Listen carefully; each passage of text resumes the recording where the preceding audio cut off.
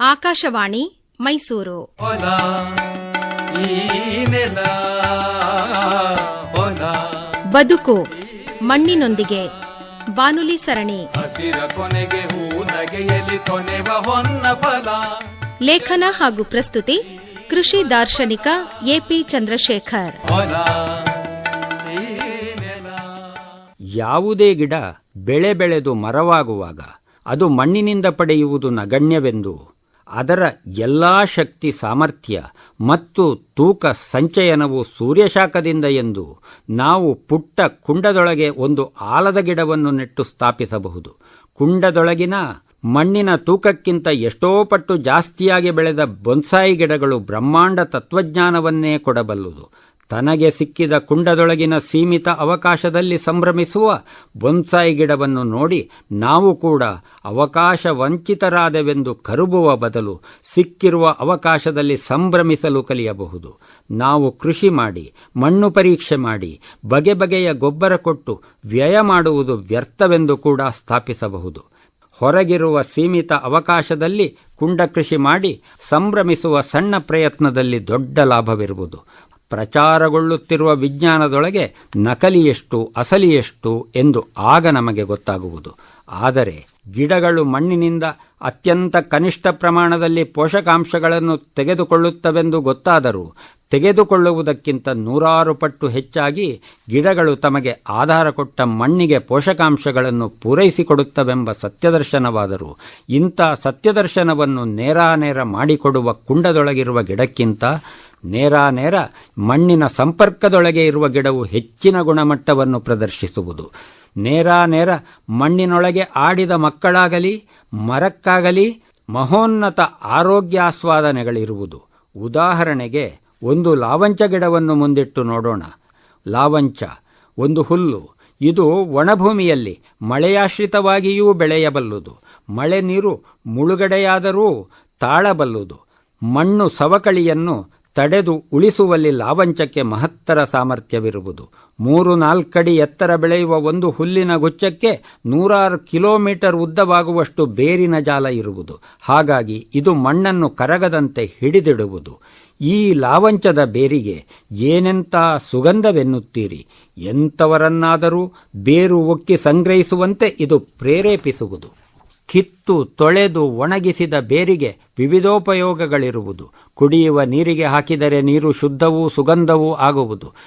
ಜೊತೆಗೆ ಮೂತ್ರದೋಷಗಳಿಗೆ ಪರಿಹಾರವಾಗುವುದು. ಇದರಿಂದ ತಂಪಾದ ಟೊಪ್ಪಿ, ಬೀಸಾಳೆ, ಚಪ್ಪಲಿ, ಸ್ವಾಗತ ಕಮಾನು ಹೀಗೆ 10 ತರಹ ಕರಕುಶಲ ವಸ್ತುಗಳನ್ನು ನಿರ್ಮಿಸಬಹುದು. ಹಾಗಾಗಿ ಲಾವಂಚದ ಬೇರುಗಳನ್ನು ಬಯಸಿ ಅದು ಬೆಳೆದ ಮಣ್ಣಿಂದ ಕೀಳಲು ಹೊರಟರೆ ಅದೊಂದು ತ್ರಾಸದಾಯಕ ಕೆಲಸವಾಗಿ ಬಿಡುತ್ತದೆ. ಬೇರು ಪುಡಿಯಾಗುತ್ತದೆ, ಅರ್ಧಕ್ಕರ್ಧ ಮಣ್ಣಿನೊಳಗೇ ಉಳಿದು ಬಿಡುತ್ತದೆ. ಹಾಗಾಗಿ ನಾವೆಲ್ಲ ಸಿಮೆಂಟು ಚೀಲದೊಳಗೆ ಗೊಬ್ಬರ ಮಿಶ್ರಿತ ಮಣ್ಣು ತುಂಬಿ ಅದರೊಳಗೆ ಲಾವಂಚ ಬೆಳೆಸುತ್ತೇವೆ. ಪ್ರತಿ ವರ್ಷ ಸುಲಭವಾಗಿ ಚೀಲದ ಮಣ್ಣು ಒದರಿ ಇಡೀ ಲಾವಂಚದ ಬೇರು ಕೊಯ್ಯಲು ಸಾಧ್ಯವಾಗುತ್ತದೆ. ಆದರೆ ಆಶ್ಚರ್ಯವೇನೆಂದರೆ ಹೀಗೆ ಬೆಳೆದ ಸುಲಭದ ಬೇರು ಕಷ್ಟದಲ್ಲಿ ಬೆಳೆದ ಆ ಬೇರಿನಷ್ಟು ಸುಗಂಧಭರಿತವಾಗಿರುವುದಿಲ್ಲ. ಇಂಥ ರುಚಿ ವ್ಯತ್ಯಾಸವನ್ನು ನಾವು ಯಾವುದೇ ಹಣ್ಣು ತರಕಾರಿಗಳಲ್ಲಿ ಗಮನಿಸಬಹುದು. ಜೊತೆಯಾಗಿ ನಾವು ಮಣ್ಣಿನ ಗಿಡಕ್ಕಿರುವ ನೆರೆಬರ ತಾಳುವ ಶಕ್ತಿಯನ್ನೂ ಕೂಡ ಗಮನಿಸಬಹುದು. ತಾನಾಗಿ ಮಣ್ಣಿನಲ್ಲಿ ಹುಟ್ಟಿ ಬೆಳೆದ ಬೀಜದ ಗಿಡಕ್ಕಿರುವ ಸ್ವಾವಲಂಬಿ ಶಕ್ತಿ ಅನ್ಯಾದೃಶವಾದದ್ದು. ಕುಂಡದ ಗಿಡಕ್ಕೆ ನೀರು ಹೆಚ್ಚಾದರೂ ಕೊಳೆತು ಬಿಡುವುದು, ನೀರು ಕಮ್ಮಿಯಾದರೆ ಸುಟ್ಟು ಬಿಡುವುದು. ಮನುಜ ಮುಟ್ಟದ ಕಾಡಿನಲ್ಲಿ ಎಲ್ಲಿ ನೋಡಿದರಲ್ಲಿ ಮಣ್ಣಿನಲ್ಲಿ, ಮರದಲ್ಲಿ ಮುರಿದೊರಗಿದ ಕಳೆ ಕೊಳೆ ಗೆಲ್ಲುಗಳ ಅಡಿಯಲ್ಲಿ ಹೊಸ ಹೊಳಪಿನ ಪಾಠ ನಮಗಾಗುವುದು.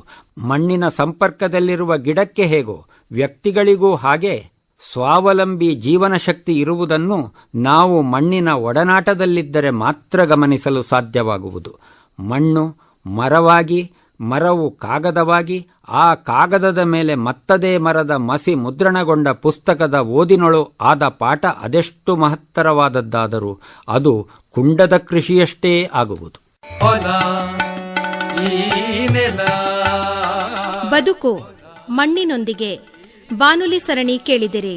ಲೇಖನ ಹಾಗೂ ಪ್ರಸ್ತುತಿ ಕೃಷಿ ದಾರ್ಶನಿಕ ಎಪಿ ಚಂದ್ರಶೇಖರ್. ಹೊಲ ಈ ನೆಲ. ಈ ಕಾರ್ಯಕ್ರಮ ಆಕಾಶವಾಣಿ ಮೈಸೂರು ಕೇಂದ್ರದಿಂದ ಪ್ರಸಾರವಾಯಿತು. ಆಕಾಶವಾಣಿ ಮೈಸೂರು. ಹೊಲ ಈ ನೆಲ ಹೊಲ ಬದುಕು ಮಣ್ಣಿನೊಂದಿಗೆ ಬಾನುಲಿ ಸರಣಿ. ಹಸಿರ ಕೊನೆಗೆ ಹೂ ನಗೆಯಲಿ ಕೊನೆವ ಹೊನ್ನ ಫಲ. ಲೇಖನ ಹಾಗೂ ಪ್ರಸ್ತುತಿ ಕೃಷಿ ದಾರ್ಶನಿಕ ಎಪಿ ಚಂದ್ರಶೇಖರ್. ಹೊಲ ಈ ನೆಲ. ಹಾಲು ಎಲ್ಲಿಂದ ಬರುತ್ತದೆ ಎಂದರೆ ಡೈರಿ ಪ್ಯಾಕೆಟ್ಟಿನಿಂದ ಎಂದೆನ್ನುವ ಪೇಟೆ ಮಕ್ಕಳ ದೃಷ್ಟಾಂತವಿಂದು ಹಳೇ ಹಾಸ್ಯ. ಇದೀಗ ನೀರೆಲ್ಲಿಂದ ಬರುತ್ತದೆಂದರೆ ಫ್ಯಾಕ್ಟರಿ ಬಾಟ್ಲಿನಿಂದ ಎಂದು ಹೇಳಿದರದು ಹೊಸ ಭಾಷ್ಯ. ಎತ್ತಿ ತೋರುತ್ತಿರುವುದಿದು ಭವಿಷ್ಯದ ಭಯಾನಕ ದೃಶ್ಯ. ಹಾಗಾಗಿ ದೊಡ್ಡವರಾದ ನಮಗಿಂದು ಬಹಳ ದೊಡ್ಡ ಜವಾಬ್ದಾರಿ ಇದೆ. ನಾವಿಂದು 10 ವಿಶೇಷಣಗಳನ್ನು ಮುದ್ರಿಸಿಕೊಂಡು ಮಾರಾಟವಾಗುತ್ತಿರುವ ನೀರಿನ ಬಾಟ್ಲಿಗಳನ್ನು ಕೂಲಂಕಷವಾಗಿ ಗಮನಿಸಬೇಕಾಗಿದೆ. ಯಾವುದೇ ಪ್ಯಾಕ್ ಮಾಡಿದ ವಸ್ತುಗಳ ಮೇಲೆ ಬರೆದಿರುವಂತೆ ಈ ನಮ್ಮ ನೀರಿನ ಮೇಲೂ ಬೆಸ್ಟ್ ಬಿಫೋರ್ 3 months ಎಂದು ಬರೆದಿರುವುದನ್ನು ಗಮನಿಸಿದರೆ ನಮಗೆ ನಮ್ಮ ಮಣ್ಣಿನ ಗುಣ ಗೊತ್ತಾಗುತ್ತದೆ. ಯಾವುದೋ ಬೆಟ್ಟದ ಮೇಲೆ ಹುಟ್ಟಿ ಅಲ್ಲಿರುವ ಕಳೆ ಕಸಗಳ ಮೇಲೆಲ್ಲ ಹರಿದು ಒಂದಷ್ಟು ಮಣ್ಣನ್ನು ಕರಗಿಸುತ್ತಾ ಮುಂದುವರಿದು ಇಂಥ ಕಿರು ತೊರೆಗಳೊಂದಾಗಿ ನೀರ ನಿಧಿಯಾಗಿ ಊರಿಂದ ಊರಿಗೆ ಸಾಗಿ ಮತ್ತೆ ನೀರದಿಯೊಳಗೊಂದಾಗುವ ಯಾವುದೇ ನದಿಗಳನ್ನು ಗಮನಿಸಿದರೂ ಆನಂದಾಶ್ಚರ್ಯಾನುಭವವಾಗುತ್ತದೆ. ಈ ನೀರಿಗೆ ಎಕ್ಸ್ಪೈರಿ ಎಂಬುದಿಲ್ಲ. ಇದಕ್ಕೆ ಯಾವುದೇ ಪ್ಯೂರಿಫಿಕೇಷನ್ ಪ್ರೋಸೆಸ್ ಇಲ್ಲ. ಯಾವುದೇ ಮಿನರಲ್ಲುಗಳನ್ನು ಕೂಡುವ ಅಥವಾ ಕಳೆಯುವ ಪ್ರಮೇಯವಿಲ್ಲ. ಪ್ಯಾಕಿಂಗ್ ಮತ್ತು ಪಾರ್ಸೆಲ್ ಇಲ್ಲ. ಊರಿಂದ ಊರಿಗೆ ನದಿ ಹೋಯಿತೆಂದೂ ಇಲ್ಲ. ವಿಶೇಷವೇನೆಂದರೆ ಎಲ್ಲಿ ನದಿ ಹೋಯಿತೋ ಅಲ್ಲೆಲ್ಲ ಊರು ಹುಟ್ಟಿತೆಂದು ಬಾಟ್ಲಿ ನೀರು ಕುಡಿಯುವವರಿಗೆ ಇಂದು ಗೊತ್ತಿಲ್ಲ. ಇನ್ನೂ ವಿಶೇಷವೇನೆಂದರೆ ನದಿ ತೀರದಲ್ಲಿ ಕೇವಲ ಊರು ಮಾತ್ರ ಹುಟ್ಟಲಿಲ್ಲ, ಅಲ್ಲೆಲ್ಲ ದೇವಾಲಯಗಳು ಹುಟ್ಟಿದವು.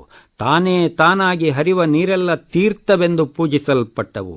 ಮಣ್ಣಿನ ಸಾನ್ನಿಧ್ಯದಲ್ಲಿ ನೀರಿಗೆ ಅದೆಷ್ಟು ಪರಿಶುದ್ಧತೆ ಎಂದರೆ ಯಾರು ಏನು ಎಷ್ಟು ಕಸಕೊಳೆಗಳನ್ನು ಎಸೆದರೂ ಅದನ್ನೆಲ್ಲ ಶುದ್ಧಗೊಳಿಸುವ ಸಾಮರ್ಥ್ಯ. ಅದರಲ್ಲಷ್ಟಷ್ಟು ಜಲಚರಗಳಿದ್ದರೂ ಅವುಗಳ ಮಲ ಮೂತ್ರಗಳಿಂದ ಹೊಲಸಾಗದ ಸಾಮರ್ಥ್ಯ, ನಿರಂತರ ಜೀವೋತ್ಪನ್ನ ಸಾಮರ್ಥ್ಯ, ನಿರಂತರ ಜ್ಞಾನ ಸಂಪನ್ನ ಸಾಮರ್ಥ್ಯ, ಮಣ್ಣಿನೊಳಗೂ ಹೊರಗೂ ಬಗೆ ಬಗೆಯಾಗಿ ಹರಿಯುವ ನೀರಿಗೆ ಮಣ್ಣೇ ಮೈಯಾದ ಜೀವಿಗಳ ಒಳಗೂ ಹೊರಗೂ ತುಂಬಿ ಮೆರೆಯುವ ಸಾಮರ್ಥ್ಯ, ದುಡಿದುಣುವ ಮೈಯಾದರೆ ಎಂಥ ಅಶುದ್ಧ ನೀರನ್ನಾದರೂ ಕುಡಿದು ಕೆಡದ ಸಾಮರ್ಥ್ಯ, ನಿಂತ ನೀರೆಂತೂ ಕೆಡುವುದೋ ಅಂತೆ ದುಡಿಯದೆ ಮೈಯೊಳಗೆ ಹಾಗೆ ಕೇಡು ಮಾಡುವ ಸಾಮರ್ಥ್ಯ. ಹಾಗೆ ನಿಂತಂತೆ ಕಂಡರೂ ಅಂತರ್ಜಲದಿಂದ ಜೀವಂತಗೊಳ್ಳುವ ಬಾವಿ ನೀರಿನ ಸಾಮರ್ಥ್ಯವೇ ಸಾಮರ್ಥ್ಯ. ಎಷ್ಟೇ ರಾಡಿಯಾದರೂ ಒಂದಷ್ಟು ಹೊತ್ತಿನೊಳಗೆ ತಿಳಿಯಾಗುವ ಬಾವಿ ನೀರಿನ ಸಾಮರ್ಥ್ಯವೇ ಸಾಮರ್ಥ್ಯ.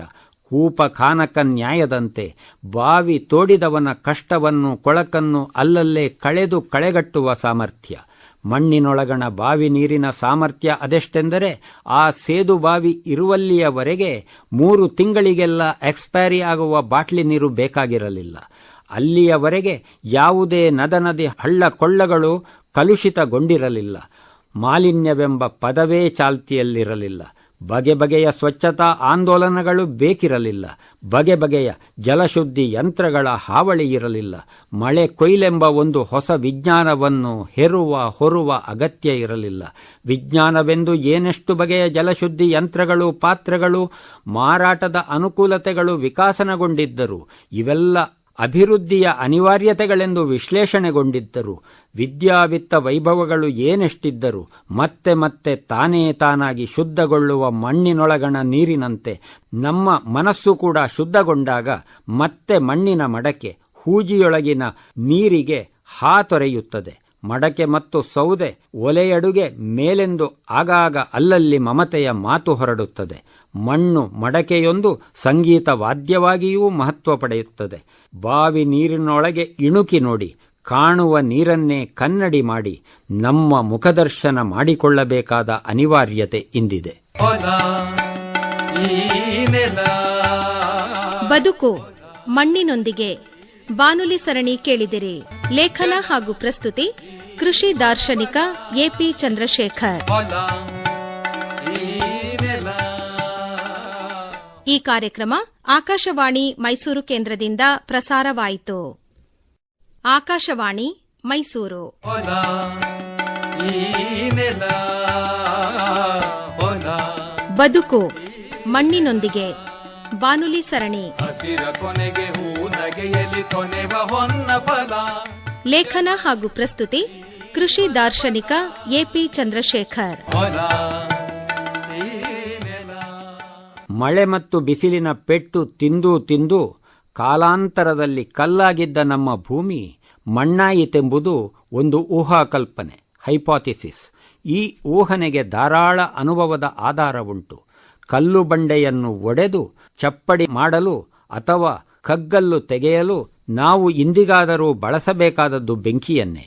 ಬೆಂಕಿ ಮತ್ತು ಬಿಸಿಲಿಗೆ ವಿಕಾಸಗೊಂಡ ವಸ್ತುಗಳ ಮೇಲೆ ನೀರು ಬಿದ್ದ ತಕ್ಷಣ ಅದು ಸಂಕೋಚಗೊಳ್ಳಲು ಉಂಟಾಗುವ ದಣಿವಿಗೆ ಫೆಟಿಗ್, ಕಬ್ಬಿಣ, ಸಿಮೆಂಟು, ಗಾಜಿನಿಂದ ಹಿಡಿದು ಯಾವುದೇ ವಸ್ತುವಾದರೂ ಸೋತು ಮಣ್ಣಾಗುವ ಪ್ರಕೃತಿ ವಿದ್ಯಮಾನ ನಮಗಿಂದಿಗೂ ವೇದ್ಯವಿದೆ. ಬೇಸಿಗೆಯಲ್ಲಿ ಕಲ್ಲಾದ ಮಣ್ಣಿನ ಮೇಲೆ ಮಳೆ ನೀರು ಬಿದ್ದೊಡನೆ ಅದು ಮೃದುವಾಗುವುದೊಂದು ಚೇತೋಹಾರಿ ಅನುಭವವಾಗಿದೆ. ಹೀಗೆ ಕಲ್ಲು ಮೃದುವಾಗಿ ಮಣ್ಣಾಗದಿದ್ದರೆ ಮಣ್ಣು ಮತ್ತೆ ಕೃಷಿಯೊಳಗೆ ಮೃದುವಾಗಿ ಹಾಲು ಹಣ್ಣು ಕಾಳಾಗಿ ನಮಗೆ ಒದಗದಿದ್ದರೆ ನಾವಿಂದು ಇರುತ್ತಿರಲಿಲ್ಲ ಎಂಬುದು ಸ್ಪಷ್ಟವಿದೆ. ಹಾಗಾಗಿ ಮೃದುವಾದ ನಮ್ಮ ದೇಹಕ್ಕೆ ಮಣ್ಣು ಮೃದು ಮಾಡುವ ಕೃಷಿಯ ಮೂಲಕ ಪೋಷಣೆ ಕೊಡುವಲ್ಲಿ ಮಹತ್ವವಿದೆ. ಈಗ ಇರುವ ಪ್ರಶ್ನೆ ಏನೆಂದರೆ, ಕಲ್ಲನ್ನು ಮಣ್ಣು ಮಾಡುವ ಮತ್ತೆ ಮಣ್ಣನ್ನು ಮೆದು ಮಾಡುವ ಕೃಷಿ ಅಥವಾ ಕರ್ಷಣೆ ಅಥವಾ ಕೆರೆತ ಅಥವಾ ಅಗತೆ ಅಥವಾ ಉಳುಮೆ ಅಥವಾ ಕಳೆನಾಶ ಎಷ್ಟಿರಬೇಕು, ಹೇಗಿರಬೇಕು ಎಂಬುದು. ಈ ಪ್ರಶ್ನೆಗಳಿಗೆ ಉತ್ತರ ಸಿಗಬೇಕಾದರೆ ಮೊದಲಾಗಿ ನಮ್ಮ ಮನಸ್ಸನ್ನು ಬುದ್ಧಿ ಎಂಬ ಗುದ್ದಲಿಯ ಮೂಲಕ ಕೆರೆಯಬೇಕಾಗುತ್ತದೆ. ತರ್ಕಬದ್ಧವಾಗಿ ಕೃಷಿ ಎಂದರೆ ಇದೇ. ಕೃಷಿ ಎಂದರೆ ವಿಜ್ಞಾನಕ್ಕೂ ಪ್ರಯೋಗಕ್ಕೂ ಇರುವ ಪರ್ಯಾಯ ಪದವೇ ಆಗಿದೆ. ಕೂಲಂಕಷವಾಗಿ ನೋಡಿದರೆ ಅನ್ನಕ್ಕೂ ಜೀವನಕ್ಕೂ ಉದ್ಯೋಗಕ್ಕೂ ಪರಸ್ಪರ ಸಂಬಂಧವಿಲ್ಲದಂತೆ ಬೆಳೆದ ಆಧುನಿಕ ಪ್ರಯೋಗ ಮತ್ತು ವಿಜ್ಞಾನಗಳ ದೋಷವು ಆವರಿಸಿದ ಕೃಷಿಯಿಂದ ನಾವಿಂದು ಬಿಡುಗಡೆ ಪಡೆಯಬೇಕಾಗಿದೆ. ಪ್ರಕೃತಿಯಲ್ಲಿ ತಾನಾಗಿ ಆಗುತ್ತಿರುವ ಕೃಷಿ ರೀತಿ ನೀತಿಗಳನ್ನು ಗಮನಿಸಬೇಕಾಗಿದೆ.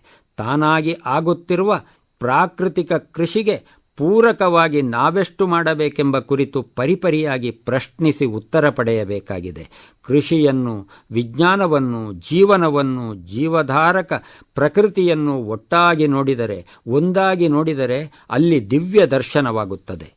ಪ್ರಕೃತಿಯಲ್ಲಿ ಪ್ರತಿಯೊಂದು ಗಿಡವೂ ಮೇಲೆ ಮೇಲೆ ಬೆಳೆಯುತ್ತಿರುವಂತೆ ಮಣ್ಣಿನೊಳಗೆ ಅಷ್ಟಷ್ಟು ಪ್ರಮಾಣದಲ್ಲಿ ಬೆಳೆಯುವ ಬೇರುಗಳ ಮೂಲಕ ತಾನಾಗಿ ಉಳುಮೆ ಮತ್ತು ಕೃಷಿ ಕೆಲಸಗಳನ್ನು ಮಾಡುತ್ತವೆ. ಗೆಣಸು, ಹುತ್ತರಿಗೆಣಸು, ಮರಗೆಣಸು, ಬಾಳೆ, ಕ್ಯಾನ, ಮುಂಡಿ, ಕೇನೆ, ಕೆಸುವು ಹೀಗೆ ಬಗೆ ಬಗೆಯ ಗೆಡ್ಡೆಗಳು ವಿಶೇಷವಾಗಿ ಮಣ್ಣಿನೊಳಗಣ ಗಾಳಿ ನೀರಿನ ಅವಕಾಶವನ್ನು ವೃದ್ಧಿಸುವಂತೆ ಕರ್ಷಣ ಕೆಲಸವನ್ನು ಮಾಡಿಕೊಡುತ್ತವೆ. ಎರೆಹುಳ, ಇಲಿ ಹೆಗ್ಗಣ, ಗೆದ್ದಲು, ಏಡಿ, ಮಣ್ಣುಹಾವು, ಹಂದಿ ಹೀಗೆ ಬಗೆ ಬಗೆಯ ಜೀವಿಗಳು ಮಣ್ಣನ್ನು ಅಗೆಯುವ, ಕಲ್ಲೊಡೆಯುವ ಕೆಲಸಗಳನ್ನು ಮಾಡಿಕೊಡುತ್ತವೆ. ಮಳೆ ನೀರು ಮತ್ತು ಬಿಸಿ ಗಾಳಿಯ ಮೂಲಕ ಕಲ್ಲೊಡೆದು ಮಣ್ಣಾಗುವ ಕೃಷಿ ಕಾಯಕ ನಡೆಯುತ್ತಲೇ ಇರುತ್ತದೆ. ಈ ಮಧ್ಯೆ ನಾವಾದರೂ ಕುತೂಹಲದಿಂದ ಹಾಗೂ ಸ್ವಾರ್ಥದಿಂದ ನಾವು ನಮಗಾಗಿ ಹೊಸ ಗಿಡ ನೆಡುವುದಾದರೆ ಅದಕ್ಕೆಷ್ಟು ಬೇಕೋ ಅಷ್ಟು ಗುದ್ದಲಿ ಪಿಕ್ಕಾಸಿ ಬಳಸಲು ಅಥವಾ ನೊಗ ನೇಗಿಲುಳುಮೆ ಮಾಡಲು ಅವಕಾಶ ಇದ್ದೇ ಇದೆ. ಜೀವನದ ಜೀವಮಾನದ ಅಗತ್ಯವೆಂದೋ ಸಾಧನೆಯೆಂದೋ ಊರದೇವರ ಮುಗುಳಿಗಿಂತ ತಗ್ಗಿರುವಂತೆ ಒಂದು ಮಾಳಿಗೆಯ ಮನೆ ಕಟ್ಟಲು ಅಗತ್ಯವಾದಷ್ಟು ಪಂಚಾಂಗ ತೋಡಿದರೆ ಅದು ಕೃಷಿ ಋಷಿ ಮಾನ್ಯವಾಗುತ್ತದೆ. ಋತು ವಿಪರೀತಗಳನ್ನು ನಿವಾರಿಸಿಕೊಳ್ಳುವಂತೆ ಮಾಡಿಕೊಳ್ಳುವ ಆಹಾರ ಭದ್ರತೆಗಾಗುವಂಥ ಕೃಷಿ ಉಳುಮೆಗೆ ಮಾತ್ರ ಸಾಹಿತ್ಯ ಸಂಗೀತ ಸಮೃದ್ಧಿಗಳು ಸುಸಂಗತವಾಗಿ ಸೇರಿ ಬರುತ್ತವೆ. ಟನ್ನುಗಟ್ಟಲೆ ತೂಗುವ ಮಣ್ಣೊಕ್ಕು ಯಂತ್ರಗಳ ಭಾರವನ್ನು ಈ ಮಣ್ಣು ಖಂಡಿತವಾಗಿ ತಾಳಲಾರದು. ನಮ್ಮ ಬಾಳಿಗೆ ಇಂಥ ಉಳುಮೆಯ ಗೀಳು ಖಂಡಿತವಾಗಿ ಕೂಡಿಬಾರದು. ಮಳೆ ಬೀಳಲ ಉಳುಮೆಯ ಮಣ್ಣು ನೀರಾಗಿ ಹರಿಯುವ ಕೆಂಬಣ್ಣ ರಕ್ತದೋಕುಳಿಯೇ ಹೌದು. ಬದುಕು ಮಣ್ಣಿನೊಂದಿಗೆ ಬಾನುಲಿ ಸರಣಿ ಕೇಳಿದಿರಿ. ಲೇಖನ ಹಾಗೂ ಪ್ರಸ್ತುತಿ ಕೃಷಿ ದಾರ್ಶನಿಕ ಎಪಿ ಚಂದ್ರಶೇಖರ್. ಈ ಕಾರ್ಯಕ್ರಮ ಆಕಾಶವಾಣಿ ಮೈಸೂರು ಕೇಂದ್ರದಿಂದ ಪ್ರಸಾರವಾಯಿತು. ಆಕಾಶವಾಣಿ ಮೈಸೂರು.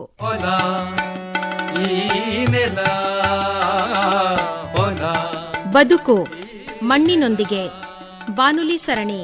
ಲೇಖನ ಹಾಗೂ ಪ್ರಸ್ತುತಿ ಕೃಷಿ ದಾರ್ಶನಿಕ ಎಪಿ ಚಂದ್ರಶೇಖರ್. ಹೊಲ ಈ ನೆಲ.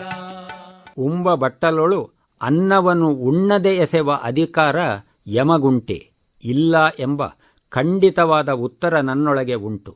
ನಮ್ಮ ಜೀವನಕ್ಕೆ ಸಕಲ ಶಕ್ತಿಯುಕ್ತಿಗಳನ್ನು ಕೊಡುವ ಅನ್ನವನ್ನು ಆತ್ಮೀಯವಾಗಿ ಆರಾಧ್ಯವಾಗಿ ಕಾಣದಿರುವುದು ನಮಗೆ ಎಂದಿಗೂ ತರವಲ್ಲ. ಹಾಗಾಗಿ ನಾನು ಊಟದ ಬಟ್ಟಲಲ್ಲಿ ಅನ್ನ ಬಿಡದಿರುವಂತೆ ತುಂಬ ಜಾಗ್ರತೆ ವಹಿಸುತ್ತೇನೆ. ಮನೆ ಮಕ್ಕಳು ಹಠ ಮಾಡಿ ಊಟ ಬಿಟ್ಟೇಳುವ ಸಂದರ್ಭದಲ್ಲಿ ಅವರ ಮನವನ್ನು ಮಾಗಿಸಲು ಪ್ರಯತ್ನಿಸುತ್ತೇನೆ. ಸಮಾರಂಭಗಳಲ್ಲಿ ಉಣ್ಣದೆ ಎಸೆಯುವ ಅನ್ನದ ಕುರಿತು ಸಂಕಟ ಪಡುತ್ತೇನೆ. ಹೀಗೆ ಅನ್ನದ ಕುರಿತು ಗಂಭೀರವಾಗಿ ಆಲೋಚನೆ ಮಾಡುತ್ತಿರುವ ಈ ಸಂದರ್ಭದಲ್ಲಿ ಅನ್ನ ಬಿಸುಡುವ ವಿಷಯವು ಅಂಥ ಗಂಭೀರವಾದ ಅಪರಾಧ ಅಲ್ಲ ಎಂದು ಈಗೀಗ ನನಗೆ ಸ್ಪಷ್ಟವಾಗಲು ಹೊರಟಿದೆ. ಯಾಕೆಂದರೆ ಅನ್ನವನ್ನು ಯಾರು ಎಲ್ಲಿ ಹೇಗೆ ಬಿಸುಟರೂ ಅದು ಒಂದಿಲ್ಲೊಂದು ಜೀವಿಗೆ ಅನ್ನವಾಗುವುದು. ಮಣ್ಣಿಗದು ಜೀವಶಕ್ತಿಯಾಗುವುದು. ಅದು ವ್ಯರ್ಥವಾಗದು, ಕೊಳಚೆಯಾಗದು. ಯಾವುದೇ ಕಾಡನ್ನು ನೋಡಿದರೂ ಇದು ಅರ್ಥವಾಗುವುದು. ಹಾಗಾಗಿಯೇ ನಮ್ಮ ಪರಂಪರೆಯಲ್ಲಿ ಸಾಧ್ಯವಾದಷ್ಟು ಸ್ವಾರ್ಥ ತ್ಯಾಗ ಮಾಡುತ್ತಾ ಅನ್ನವನ್ನು ಲೋಕಕ್ಕೆಲ್ಲ ಅನುಕೂಲಕರವಾಗಿ ವಿತರಿಸುವ ಪ್ರಾಮಾಣಿಕ ಪ್ರಯತ್ನ ಮಾಡಿದ್ದಾರೆ. ಅನ್ನ ಬೆಳೆಯುವ ಹೊಲಗದ್ದೆಗಳಲ್ಲಿ ಧಾರಾಳವಾಗಿ ತಿಂದುಲಿವ ಖಗಮೃಗಗಳನ್ನು ಮಾನ್ಯ ಮಾಡಿದ್ದಾರೆ. ಮೃಗಯ ವಿಹಾರಕ್ಕೊಂದು ರಾಜಧರ್ಮವನ್ನು ನಿರ್ಧರಿಸಿದ್ದಾರೆ. ಆಹಾರದ ಅಗತ್ಯಕ್ಕೆ ಎಷ್ಟು ಅಗತ್ಯವೋ ಅಷ್ಟು ಮಾತ್ರ ಹೊಲಗದ್ದೆಗಳನ್ನು ಸ್ವಾವಲಂಬನೆಯ ಆಧಾರದಲ್ಲಿ ಮಿತಿಗೊಳಿಸಿದ್ದಾರೆ. ಧಾನ್ಯದ ಒಕ್ಕಣೆಯ ಕಣದಲ್ಲಿ ಎಲ್ಲವನ್ನೂ ಗುಡಿಸಿ ಎತ್ತುವ ಬದಲು ಹೊರಸುತ್ತಿನ ಧಾನ್ಯಗಳನ್ನು ಊಂಚ ವೃತ್ತಿ ಸಾಧಕರಿಗೆ ಬಿಟ್ಟುಕೊಟ್ಟಿದ್ದಾರೆ. ಹೇಳದೆ ಕೇಳದೆ ಬರುವ ಅತಿಥಿಗಳನ್ನು ದಕ್ಷಿಣೆ ಕೊಟ್ಟು ಸ್ವಾಗತಿಸಿ ಸನ್ಮಾನಿಸುವ ಮಟ್ಟಕ್ಕೆ ಅನ್ನದಾನವನ್ನು ಉನ್ನತೀಕರಿಸಿದ್ದಾರೆ. ಪ್ರತಿದಿನವೂ ಗೋಗ್ರಾಸ ಕೊಡುವವರಿದ್ದಾರೆ. ಯಾವುದೇ ಸಮಾರಂಭಗಳಲ್ಲಿ ಧಾರಾಳವಾಗಿ ಇರುವೆಯಂಥ ಕ್ರಿಮಿಕೀಟಗಳಿಗೆ ಆಗುವಂತೆ ಮಂತ್ರಾಕ್ಷತೆಯನ್ನು ಬಿಕ್ಕಿ ತಮ್ಮ ಉದಾತ್ತತೆಯನ್ನು ಮೆರೆದಿದ್ದಾರೆ. ಕಾಗೆಗಳಿಗೂ ಭಿಕ್ಷೆ ಕೊಟ್ಟು ಗತಿಸಿದವರನ್ನು ನೆನೆದು ಸಾಂತ್ವನಗೊಂಡಿದ್ದಾರೆ. ಮನೆಯಂಗಳದಲ್ಲಿ ಕಾಳು ಚೆಲ್ಲಿ ಖಗಮೃಗಗಳನ್ನು ಆಕರ್ಷಿಸಿ ಸಂಭ್ರಮಿಸುವವರಿದ್ದಾರೆ. ತಮಗೆ ಬೇಕಾದುದಕ್ಕಿಂತ ಹೆಚ್ಚು ಕೃಷಿ ಮಾಡಿ ಸಂಗ್ರಹಿಸುವುದು ದುರಾಗ್ರಹವೆಂದು ತಮ್ಮನ್ನು ತಾವು ಎಚ್ಚರಿಸಿಕೊಂಡಿದ್ದಾರೆ. ಕೃಷಿ ಮತ್ತು ಅಡುಗೆಯನ್ನು ಬೆಂಬಲಿಸಿದ್ದಾರೆ. ಸಾಂಪ್ರದಾಯಿಕ ಅಡುಗೆ ಉಡುಗೆ ನಡುಗೆಗಳು ಮಾತ್ರ ಮಾನ್ಯವೆಂದು ಮನಮಂಥನದೊಳಾದ ಕೃಷಿ ದರ್ಶನದ ಆಧಾರದಲ್ಲಿ ಸಂಪ್ರದಾಯಕ್ಕೆ ಸಾರ್ಥಕತೆ ತಂದುಕೊಟ್ಟಿದ್ದಾರೆ. ಇಂಥ ಪ್ರಾಕೃತಿಕ ಪರಂಪರೆಯಲ್ಲಿ ಆಧುನಿಕ ದೃಷ್ಟಿಕೋನದಿಂದ ನೋಡಿದರೆ ಎಲ್ಲೆಡೆಗೂ ಆಹಾರ ಪೋಲಾದಂತೆ ಕಾಣುತ್ತದೆ. ಎಲ್ಲೆಲ್ಲಿ ಕಾಡು ಹಲಸು, ಕಾಡು ಮಾವು, ಬಾಳೆ, ನೆಲ್ಲಿ, ನೇರಳೆ, ಪೇರಳೆ, ಬೇಲ, ಬಿಲ್ಲುವ, ಅತ್ತಿ, ಅಂಜೂರ, ಕಾಡು ಖರ್ಜೂರ, ಅನನಾಸು, ಗೋಳಿ, ಸರೋಳಿ ಹೀಗೆ ನೂರಾರು ರೀತಿಯ ಹಣ್ಣುಗಳು, ತರಕಾರಿಗಳು, ಹಾಗೆಯೇ ಬಿದಿರನ್ನೂ ಒಳಗೊಂಡಂತೆ ನೂರಾರು ರೀತಿಯ ಹುಲ್ಲಕ್ಕಿಗಳು ಪ್ರಕೃತಿಯ ಅಂಗೋಪಾಂಗಗಳಾಗಿ ವಿವಿಧ ಕರ್ತವ್ಯಗಳನ್ನು ನಿರ್ವಂಚನೆಯಿಂದ ನಿರ್ವಹಿಸುವ ಯಾವತ್ತೂ ಜೀವವೈವಿಧ್ಯ ಪೋಷಕವಾಗಿ ಚೆಲ್ಲಿಕೊಂಡಿರುತ್ತದೆ. ಇಂಥ ಹಂತಗಳಲ್ಲಿ ಸ್ಥೂಲ ಸೂಕ್ಷ್ಮ ಜೀವಿಗಳಿಗೆ ಅದು ಆಹಾರವಾಗಿ ಸಾರ್ಥಕವಾಗುತ್ತದೆ. ಹೀಗೆ ಪ್ರಪಂಚದ ತುಂಬ ಅಡಿಗಡಿಗೆ ಚೆಲ್ಲಿರುವ ಆಹಾರದ ಮುಂದೆ ನಾವು ಉಂಬ ಬಟ್ಟಲೊಳು ಉಳಿಸಿ ಚೆಲ್ಲುವ ಆಹಾರವದು ಸಮುದ್ರದೊಳಗಣ ನೀರಿನೊಳಗೊಂದು ಬಿಂದು ಮಾತ್ರ. ಹಾಗಾಗಿ ನಮಗಿಂದು ಆತಂಕವಾಗಬೇಕಾದದ್ದು ಉಂಬ ತಟ್ಟೆಯೊಳು ಪೋಲಾಗುವ ಆಹಾರದ ವಿಷಯವಾಗಿ ಮಾತ್ರ ಅಲ್ಲ, ಅಶನಕ್ಕಿಂತ ಹೆಚ್ಚಾಗಿ ಪೋಲಾಗುತ್ತಿರುವ ವಸನ ವಸತಿ ವೈಭೋಗ ಸಾಮಗ್ರಿಗಳ ಕುರಿತಾಗಿ. ಧಾರಾಳವಾಗಿ ಪೋಲು ಮಾಡಿದರೂ ಏನೇನೂ ದೋಷವಾಗದ ಅನ್ನ ನೀರನ್ನು ಅಭಾವಗೊಳಿಸಿರುವ ಜೀವನ ಶೈಲಿಯ ಕುರಿತಾಗಿ. ಅನ್ನ ನೀರನ್ನು ಮಿತವಾಗಿ ಬಳಸಿರೆಂದು ಹೇಳುತ್ತಾ ಯೋಗ ದಿವ್ಯತೆಯೊಳು ಉದಿಸಬೇಕಾದ ಪ್ರಕೃತಿಯನ್ನು ಭೋಗ ತೀವ್ರತೆಯೊಳಗೆ ಅನುಭವಿಸುತ್ತಾ ಆ ಕುರಿತಾಗಿ ಎಸೆಯುತ್ತಿರುವ ಹಣದ ಕುರಿತಾಗಿ. ಮಣ್ಣಲ್ಲಿ ಮಣ್ಣು ಮಾಡಲು ಸಹಸ್ರಮಾನವಾದರೂ ಸಾಲದಷ್ಟು ಸಿಮೆಂಟು ಪ್ಲಾಸ್ಟಿಕ್ ಎಸೆದ ಕುರಿತಾಗಿ. ಸ್ವಂತ ಬೆವರು ಚೆಲ್ಲದೆ ಬಳಸಿದ ಅನ್ನದ ಕುರಿತಾಗಿ. ಬದುಕು ಮಣ್ಣಿನೊಂದಿಗೆ ಬಾನುಲಿ ಸರಣಿ ಕೇಳಿದಿರಿ. ಲೇಖನ ಹಾಗೂ ಪ್ರಸ್ತುತಿ ಕೃಷಿ ದಾರ್ಶನಿಕ ಎಪಿ ಚಂದ್ರಶೇಖರ್. ಈ ಕಾರ್ಯಕ್ರಮ ಆಕಾಶವಾಣಿ ಮೈಸೂರು ಕೇಂದ್ರದಿಂದ ಪ್ರಸಾರವಾಯಿತು. ಆಕಾಶವಾಣಿ ಮೈಸೂರು.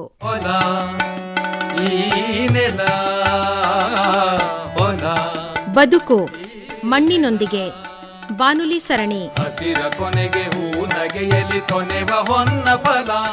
ಲೇಖನ ಹಾಗೂ ಪ್ರಸ್ತುತಿ ಕೃಷಿ ದಾರ್ಶನಿಕ ಎಪಿ ಚಂದ್ರಶೇಖರ್. ಫಲದ ಕುಳಕ್ಕೆ ಮಿದುವಾಗುವ ಮಣ್ಣಿಗೆ ಬೆಂಬಲ. ಹೊಲ ಈ ನೆಲ, ಹೊಲ ಈ ನೆಲ. ಗೊಬ್ಬರದಲ್ಲಿಂದು 10 ತರಹ: ಹಟ್ಟಿಗೊಬ್ಬರ, ತಿಪ್ಪೆಗೊಬ್ಬರ, ಕಂಪೋಸ್ಟ್ ಗೊಬ್ಬರ, ಸೇಂದ್ರಿಯ ಗೊಬ್ಬರ, ಎರೆಗೊಬ್ಬರ, ದನದ ಗೊಬ್ಬರ, ಕುರಿಗೊಬ್ಬರ, ಕೋಳಿಗೊಬ್ಬರ, ಕುದುರೆ ಗೊಬ್ಬರ, ಮೀನು ಗೊಬ್ಬರ, ಮೂಳೆ ಗೊಬ್ಬರ, ಸೂಕ್ಷ್ಮಾಣು ಗೊಬ್ಬರ, ಸೂಕ್ಷ್ಮ ಪೋಷಕಾಂಶ ಗೊಬ್ಬರ, ರಸಗೊಬ್ಬರ, ಸಾವಯವ ಗೊಬ್ಬರ, ಹಿಂಡಿ ಗೊಬ್ಬರ, ಮತ್ತಲ್ಲಿ ಹರಳು, ಹಿಪ್ಪೆ, ಹೊಂಗೆ, ಬೇವು, ಕಡಲೆಕಾಯಿ ಎಂದು 10 ತರಹ. ಇಂಗ್ಲಿಶಿನಲ್ಲಿ ಹೇಳುವುದಾದರೆ ಫರ್ಟಿಲೈಸರ್, ಮ್ಯಾನ್ಯೂರು, ಹ್ಯೂಮಸ್ಸು, ಕಂಪೋಸ್ಟು. ತುಳುವಿನಲ್ಲಿ ಇದನ್ನೇ ಹೇಳಬಹುದು ಈಟು. ಸಂಸ್ಕೃತದಲ್ಲಿ ಇದನ್ನೇ ಪುರೀಷ, ಕರೀಷ, ಉರ್ವರಕ ಎಂದೆನ್ನಬಹುದು. ಹೀಗೆ ಹೆಸರುಗಳು ಏನಾದರಾಗಿರಲಿ, ವಿಷಯ ಅದೇ. ಕಳೆ, ಕೊಳೆ, ಕಸ, ಮಲ, ಮೂತ್ರ, ಮಾಂಸ ಹೀಗೆ ನಾವು ತಿನ್ನಲಾಗದ್ದು, ಮುಟ್ಟಲು ಮೂಸಲು ಅನಿಷ್ಟಕರವಾದದ್ದು, ಅಸಹನೀಯವಾದದ್ದು. ಆದರೆ ಇವೆಲ್ಲ ನಮ್ಮ ಆಹಾರ್ಯ ಗಿಡಗಳಿಗೆ ಆಹಾರವಾಗುವುದು. ನಮ್ಮ ಆಹಾರದ ಉತ್ಪತ್ತಿ ಇಂಥ ಗೊಬ್ಬರಗಳಿಂದ ಅಧಿಕಗೊಳ್ಳುವುದು. ಸ್ವಾಭಾವಿಕವಾಗಿಯೇ ನಮ್ಮ ಆಹಾರದ ಮೇಲಿರುವಷ್ಟೇ ಕೃಷಿ ಕಾಳಜಿ ನಮ್ಮ ಸುತ್ತಮುತ್ತಲಿನ ಗೊಬ್ಬರದ ಮೇಲೆ ಕೂಡ ಮನುಷ್ಯನಿಗೆ ಉಂಟಾಯಿತು. ಆಹಾರ ಮತ್ತು ಗೊಬ್ಬರದ ಕುರಿತಾಗಿ ನಡೆದ ಸಂಶೋಧನೆಗಳ ಫಲವಾಗಿ ಅದರೊಳಗಡಗಿರುವ ಸಾರ ಸತ್ವಾಂಶಗಳ ಪ್ರತ್ಯೇಕ ಘಟಕಗಳ ಸ್ಥಾನ ಮತ್ತು ಸಂಖ್ಯೆಯ ಪರಿಚಯವಾಯಿತು. ಇಂಗಾಲ, ಆಮ್ಲಜನಕ, ಜಲಜನಕಗಳ ಸಂಯೋಜನೆಯಿಂದ ಆಗಿರುವ ಸಾವಯವ ಜೀವರಾಶಿಯಲ್ಲಿ ಸಾರಜನಕ, ರಂಜಕ, ಪೊಟ್ಯಾಷುಗಳು ಪ್ರಧಾನ ಪೋಷಕಾಂಶವಾಗಿಯೂ, ಕ್ಯಾಲ್ಸಿಯಂ, ಗಂಧಕ, ಮೆಗ್ನೀಷಿಯಮ್ಮುಗಳು ಅಪ್ರಧಾನ ಪೋಷಕಾಂಶವಾಗಿಯೂ, ಕಬ್ಬಿಣ, ತಾಮ್ರ, ಸತು, ಮ್ಯಾಂಗನೀಸ್, ಬೋರಾನು, ಮೊಲಿಬ್ಡಿನಮ್, ಕ್ಲೋರಿನ್ನುಗಳು ಸೂಕ್ಷ್ಮ ಪೋಷಕಾಂಶವಾಗಿಯೂ ಇರುವುದನ್ನು ವಿಜ್ಞಾನಿಗಳು ಗುರುತಿಸಿದರು. ಹಾಗಲ್ಲದೆ ಗುಣಾತ್ಮಕವಾದ ಮಣ್ಣಿನಲ್ಲಿ ರೈಜೋಬಿಯಂ, ಅಜಟೋಬ್ಯಾಕ್ಟರ್, ಫಾಸ್ಫೋಬ್ಯಾಕ್ಟರ್, ಅಜೋಸ್ಪೈರಿಲಂ ಮೊದಲಾಗಿ ಸೂಕ್ಷ್ಮಾಣು ಜೀವಿಗಳು ಸೂಜಿಯ ಮನೆಯ ಮೇಲೆ ಲಕ್ಷಗಟ್ಟಲೆ ಇರುವಂಥ ಜೀವಸಾಂದ್ರತೆ ಮಣ್ಣಿನೊಳಗೆ ಇರಬೇಕೆಂದೂ ಕಂಡುಕೊಂಡರು. ಹೀಗಿಲ್ಲದ ಮಣ್ಣನ್ನು ಹೇಗಾದರೂ ಊರ್ಜಗೊಳಿಸಬೇಕೆಂದು ತೀರ್ಮಾನಿಸಿದರು. ಹಾಗಾಗಿ ಬಗೆ ಬಗೆಯ ರಾಸಾಯನಿಕ ಗೊಬ್ಬರಗಳು ಬಂದವು. ಇದರಿಂದ ಉಂಟಾದ ದೋಷಗಳನ್ನು ತಿದ್ದಲು ಬಗೆ ಬಗೆಯ ಜೀವಾಣು ಗೊಬ್ಬರಗಳು ಬಂದವು. ಜೀವಪ್ರಚೋದಕ ಎಂಜೈಮುಗಳು, ಹಾರ್ಮೋನುಗಳು, ಬೇರೆ ಬೇರೆ ವೇಷಭೂಷಣ ತೊಟ್ಟು ಬಂದವು.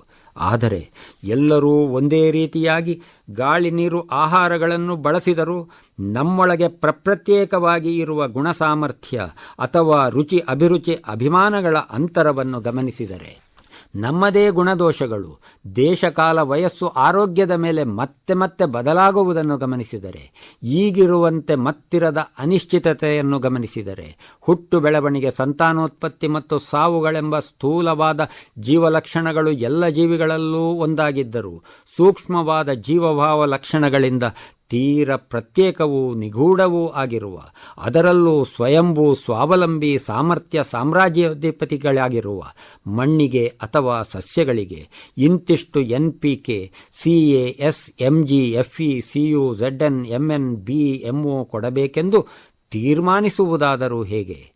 ತೀರ್ಮಾನಗೊಂಡ ಸತ್ವಾಂಶಗಳನ್ನು ಕೊಡುವುದಾದರೂ ಎಲ್ಲಿಂದ? ಶೂನ್ಯದಿಂದ ಸೃಷ್ಟಿ ಸಾಧ್ಯವೇ? ಒಂದೆಡೆಯಿಂದ ಸಾಗಿಸಿ ಇನ್ನೊಂದೆಡೆಗೆ ಕೊಟ್ಟರೆ ಮೂಲದಲ್ಲಿ ಕೊರತೆಯಾಗದೆ ಏಕಕಾಲದಲ್ಲಿ ಗೊಬ್ಬರವನ್ನು, ಆಹಾರವನ್ನು, ನೀರನ್ನು, ಗಾಳಿಯನ್ನು, ಆರೋಗ್ಯವನ್ನು, ಆನಂದವನ್ನು, ಅಗತ್ಯವನ್ನು, ಆರ್ಥಿಕತೆಯನ್ನು ಸೃಷ್ಟಿಸಬಲ್ಲ. ಹಾಗೆ ಸೃಷ್ಟಿಗೊಂಡ ಸಸ್ಯಗಳ ಸಾಂದ್ರತೆ ಮತ್ತು ವೈವಿಧ್ಯಗಳ ಬಲದಿಂದಲ್ಲದೆ ಬದುಕು ಅಸಾಧ್ಯವಿರುವ ಮನುಜನ ಗೊಬ್ಬರದ ಲೆಕ್ಕಕ್ಕೆ ಏನು ಬಲ?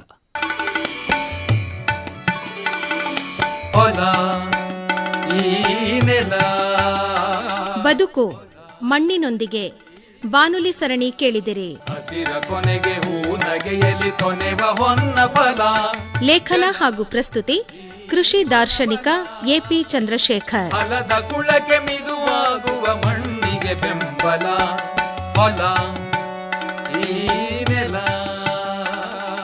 ಈ ಕಾರ್ಯಕ್ರಮ ಆಕಾಶವಾಣಿ ಮೈಸೂರು ಕೇಂದ್ರದಿಂದ ಪ್ರಸಾರವಾಯಿತು. ಆಕಾಶವಾಣಿ ಮೈಸೂರು. ಹೊಲ ಈ ನೆಲ, ಹೊಲ ಬದುಕು ಮಣ್ಣಿನೊಂದಿಗೆ ಬಾನುಲಿ ಸರಣಿ. ಹಸಿರ ಕೊನೆಗೆ ಹೂ ನಗೆಯಲಿ ಕೊನೆವ ಹೊನ್ನ ಫಲ.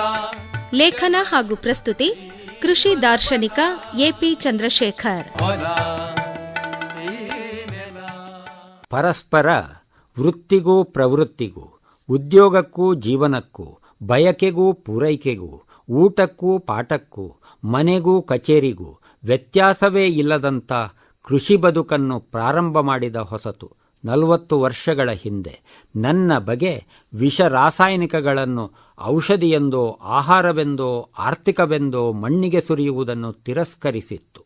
ಆದರೂ ಕೃಷಿಯೊಳಗೆ ಅಧಿಕ ಇಳುವರಿಯನ್ನು, ಆರ್ಥಿಕ ಸಾಮರ್ಥ್ಯವನ್ನು ಸಾಧಿಸುವ ಕುರಿತು, ಸಾವಯವ ಸಾಧ್ಯತೆಗಳ ಕುರಿತು ಕುತೂಹಲ ಕಾತುರಗಳಿತ್ತು. ಕೃಷಿಯಲ್ಲಿ ಕಾಡು ಮಾಡುವ ಮೂಲಕ ನಾವಾಗಿ ಏನೂ ಮಾಡದ ಕಾಡಿನಲ್ಲಿ ಎಲ್ಲವೂ ತಾನಾಗಿ ಆಗುವ ದಿವ್ಯತೆಯನ್ನು ಸಾಧಿಸುವ ಕುರಿತು ತೀವ್ರ ಪ್ರಯತ್ನ ನನ್ನೊಳಗೆ ಪ್ರಾರಂಭವಾಗಿತ್ತು.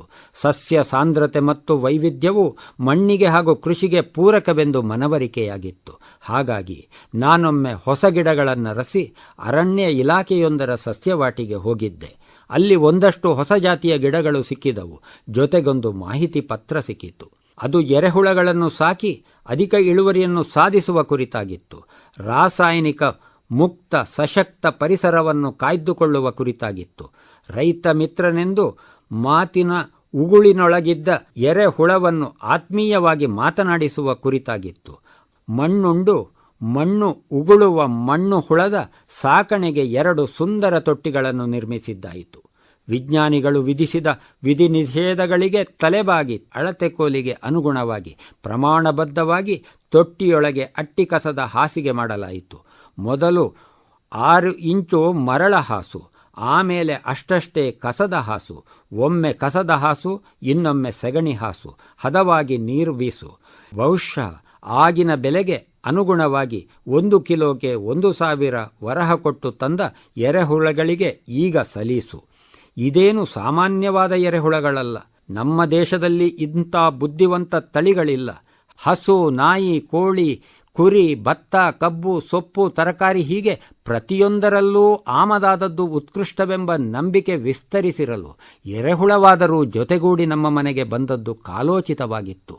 ಯುಜೀನಿಯಾ ಯೂಟ್ರಿಲಸ್ ಹಾಗೂ ಐಸೀನಿಯಾ ಫಿಟಿಡಾ ಎಂಬೆರಡು ಆಫ್ರಿಕದ ಎರೆಹುಳ ಜಾತಿಗಳ ಸಾಮರ್ಥ್ಯವನ್ನಾದರೂ ಏನೆನ್ನುವಿರಿ? ಕೈಗಾರಿಕಾ ಕ್ರಾಂತಿ ಮಾಡಿ ಸರ್ವರಿಗೂ ಸರ್ವಸಮಾನವಾಗಿ ಸುಖ ಸೌಕರ್ಯಗಳನ್ನು ಒದಗಿಸಿಕೊಡುವ ಪಣತೊಟ್ಟ ಪಾಶ್ಚಾತ್ಯ ವಿಜ್ಞಾನ ಶಕ್ತಿಗೆ ಪೂರಕವಾಗಿ ಹೆಚ್ಚು ಹೆಚ್ಚು ಕಸವನ್ನು ಬೇಗ ಬೇಗ ತಿಂದು ಕಸುವುಳ್ಳ ಗೊಬ್ಬರವಾಗಿಸುವ ಎರೆಹುಳಗಳು ನಮ್ಮ ತೋಟದಲ್ಲಿ ಕಾರ್ಖಾನೆ ಮಾದರಿಯಲ್ಲಿ ಕೆಲಸ ಮಾಡಲು ಶುರು ಮಾಡಿದವು. ಉಳಿದ 10 ಬಿಡುವಿರದ ಕೃಷಿ ಕೆಲಸಗಳನ್ನು ಬದಿಗಿಟ್ಟು ಎರೆಹುಳಗಳಿಗೆ ಸಹಕರಿಸುವುದು ಇದೀಗ ನನಗೆ ಅನಿವಾರ್ಯ ಕರ್ತವ್ಯವಾಗಿ ಹೋಯಿತು. ಇರುವೆ, ಹಲ್ಲಿ, ಹಾವು, ಇಲಿ, ಮುಂಗುಸಿ ಹೀಗೆ ಎರೆಹುಳಗಳ ಮೇಲೆ ನೇರ ಆಕ್ರಮಣ ಮಾಡುವ ಶತ್ರು ನಿವಾರಣೆಯ ಜವಾಬ್ದಾರಿ ಒಂದೆಡೆಗೆ, ದಿನದಿನವೂ ತಕ್ಕಷ್ಟು ನೆರಳು ಮತ್ತು ತೇವಾಂಶ ಕಾಪಾಡುವ ಅಗತ್ಯ ಇನ್ನೊಂದೆಡೆಗೆ, ಅಷ್ಟಿಷ್ಟು ಕಸವನ್ನು ಮೇಲೆ ಕೆಳಗೆ ಮಾಡಿ ಎರೆಹುಳಗಳಿಗೆ ಸಹಕರಿಸುವ ಸ್ನೇಹದ ಅನಿವಾರ್ಯತೆ ಮತ್ತೊಂದೆಡೆಗೆ, ತಿಂಗಳಿಗೊಮ್ಮೆ ಅತ್ಯಂತ ವೈಜ್ಞಾನಿಕವಾಗಿ ಪಾಕಗೊಂಡ ಗೊಬ್ಬರವನ್ನು ಎತ್ತಿ ಅದನ್ನು ಜರಡಿ ಹಿಡಿದು ಮೂಟೆ ಮಾಡುವ ಆರ್ಥಿಕ ಕಟ್ಟುಪಾಡು ಮಗದೊಂದೆಡೆಗೆ, ಅದೇ ಕಾಲಕ್ಕೆ ಅದಕ್ಕಿಂತಲೂ ತ್ವರಿತವಾಗಿ ಖಾಲಿಯಾದ ತೊಟ್ಟಿಯೊಳಗೆ ಹೊಸತಾಗಿ ಕಸದ ಹಾಸು ಮಾಡುವ ಪಂಥಾಹ್ವಾನ ಬರುವುದಾಗ ಮಗದೊಂದೆಡೆಗೆ, ಎರೆಗೊಬ್ಬರ ಹಾಗೂ ಎರೆಜಲದ ಚಮತ್ಕಾರವನ್ನು ನಿರೀಕ್ಷಿಸುತ್ತಾ ಎಣಿಸಲಾಗದ ಹಣದ ಕೊರತೆ ಅಡಿಗಡಿಗೆ. ವರ್ಷದೊಳಗೆ ಗೊತ್ತಾಯಿತು, ಇದು ನಾವು ಮಾಡಬೇಕಾದದ್ದು ಅಲ್ಲ, ಪ್ರಕೃತಿಯಲ್ಲಿ ತಾನಾಗಿ ಆಗಬೇಕಾದದ್ದು. ಪ್ರಕೃತಿಯಲ್ಲಿ ತಾನಾಗಿ ಆಗುವುದನ್ನೆಲ್ಲ ತಡೆದು ನಾವಾಗಿ ಮಾಡುವ ಕೈಗಾರಿಕಾ ಕ್ರಾಂತಿಯ ಗೋಮುಖ ವ್ಯಾಘ್ರಾಭಿವ್ಯಕ್ತಿಗಿದು ಎಂದು ನನಗೆ ಗೊತ್ತಾಯಿತು. ಎರೆಹುಳಗಳ ಹಾಗೆ ಮಣ್ಣಿನೊಳಗೆ ಒಂದಾಗಿ ಬದುಕಿ ಬೆಳೆದ ನಮ್ಮ ಆರಣ್ಯಕ ಸಂಸ್ಕೃತಿಯ ಹಿರಿಮೆ ನನಗೆ ಗೊತ್ತಾಯಿತು.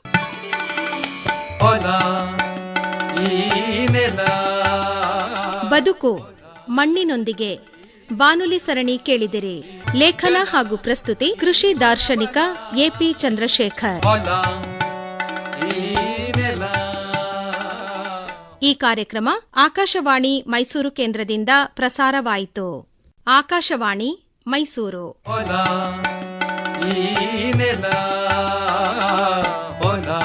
ಬದುಕು ಮಣ್ಣಿನೊಂದಿಗೆ ಬಾನುಲಿ ಸರಣಿ. ಹಸಿರ ಕೊನೆಗೆ ಹೂ ನಗೆಯಲಿ ಕೊನೆವ ಹೊನ್ನ ಫಲ. ಲೇಖನ ಹಾಗೂ ಪ್ರಸ್ತುತಿ ಕೃಷಿ ದಾರ್ಶನಿಕ ಎಪಿ ಚಂದ್ರಶೇಖರ್. ಫಲದ ಕುಳಕ್ಕೆ ಮಿದುವಾಗುವ ಮಣ್ಣಿಗೆ ಬೆಂಬಲ. ಹೊಲ ಈ ನೆಲ, ಹೊಲ ಈ ನೆಲ. ಇಲ್ಲಿ ಇರಬೇಕೋ ಬೇಡವೋ ಎಂಬ ಪ್ರಶ್ನೆಗೆ ಯಾರಾದರೂ ಬೇಡ ಎಂದು ಉತ್ತರ ಕೊಟ್ಟಾರು. ಇವುಗಳಿಂದಾಗುವ 10 ಕಷ್ಟ ನಷ್ಟಗಳನ್ನು ಪಟ್ಟಿ ಮಾಡಿ ತಮ್ಮ ಉತ್ತರಕ್ಕೆ ಸಮರ್ಥನೆ ಕೊಟ್ಟಾರು. ಹಾಗೇನಾದರೂ ಇಲಿ ಮತ್ತು ಗೆದ್ದಲಿನ ಪರವಾಗಿ ಮಾತನಾಡಿದರೆ ಕೋಪಗೊಂಡಾರು, ಜಗಳಕ್ಕೇ ಬಂದಾರು. ಆದರೂ ನಾನಾದರೂ ನನ್ನ ತೋಟದಲ್ಲಿ ನಷ್ಟವಾದ ಎಳನೀರ ರಾಶಿಯನ್ನು ನೋಡಿ, ಕತ್ತರಿಸಿದ ಭತ್ತದ ಪೈರನ್ನು ನೋಡಿ, ಪಂಚಾಂಗದ ಅಡಿಯನ್ನೇ ಸಡಿಲಿಸಬಲ್ಲ ಇಲಿ ಬಿಲವನ್ನು ನೋಡಿ ಆತಂಕದಿಂದ ನಿಯಂತ್ರಣಕ್ಕೆ ಒಂದಷ್ಟು ಪ್ರಯತ್ನಗಳನ್ನು ಮಾಡುತ್ತಿರುವುದು ಹೌದಾದರೂ, ಹೊಸತಾಗಿ ಕಷ್ಟಪಟ್ಟು ನೆಟ್ಟ ಗಿಡ ನೆಟ್ಟಗೆ ನಿಲ್ಲುವಷ್ಟರೊಳಗೆ ಅಷ್ಟಿಷ್ಟು ಬೇರು ತಿನ್ನುತ್ತಾ ಸಾಯಿಸುವ, ಮನೆ ಮುಂದೆ ಮರೆತೇನಾದರೂ ಮರ ಮಟ್ಟು ಇಟ್ಟರೆ ಅಷ್ಟರೊಳಗೆ ತಿಂದು ಮುಗಿಸುವ, ನಾವು ಏರದ ನಮ್ಮ ಮನೆಯಟ್ಟದ ರೀಪು ಪಕ್ಕಾಸು ತಿಂದು ಉಗುಳುವ ಗೆದ್ದಲಿಗೆ ಹಿಡಿಶಾಪ ಹಾಕಿ ತುರ್ತು ಯುದ್ಧ ಸಾರುವುದು ಅನಿವಾರ್ಯವೆನ್ನುವುದು ಹೌದಾದರೂ, ನಾನೀಗ ನಮ್ಮ ವೈರಿಗಳ ಪರವಾಗಿ ಒಂದಷ್ಟು ವಾದ ಮಾಡುವ ಮನೋದೌರ್ಬಲ್ಯವನ್ನು ಹೊಂದಿದವನಾಗಿದ್ದೇನೆ. ವೈರಿಗಳ ಪರವಾಗಿ ಕೆಲಸ ಮಾಡುವವರನ್ನು ನಾವು ಯಾವುದೇ ಪುರಾಣ ಇತಿಹಾಸಗಳಲ್ಲಾದರೂ ಗಮನಿಸಬಹುದು, ವರ್ತಮಾನದಲ್ಲಿ ಕೂಡ ಗುರುತಿಸಬಹುದು. ನಾನೀಗ ಯಾವುದೋ ಆಮಿಷಕ್ಕೆ ಬಲಿಯಾಗಿ ವೈರಿ ಪಕ್ಷಪಾತಿಯಾಗಿದ್ದೇನೆಂದು ದಯವಿಟ್ಟು ತಿಳಿಯಲಾಗದು. ತಕ್ಕ ಮಟ್ಟಿಗೆ ನನ್ನನ್ನು ರಾಮನ ಪಕ್ಷ ವಹಿಸಿದ ವಿಭೀಷಣನ ನಡೆಗೆ ಹೋಲುವಂತಹದ್ದು. ಅದಕ್ಕಿಂತಲೂ ಭಿನ್ನವಾಗಿ ನಮ್ಮ ಅಸಹಾಯಕತೆಗೆ ತಲೆಬಾಗಿ ನಮಿಸುವಂತಹದ್ದು.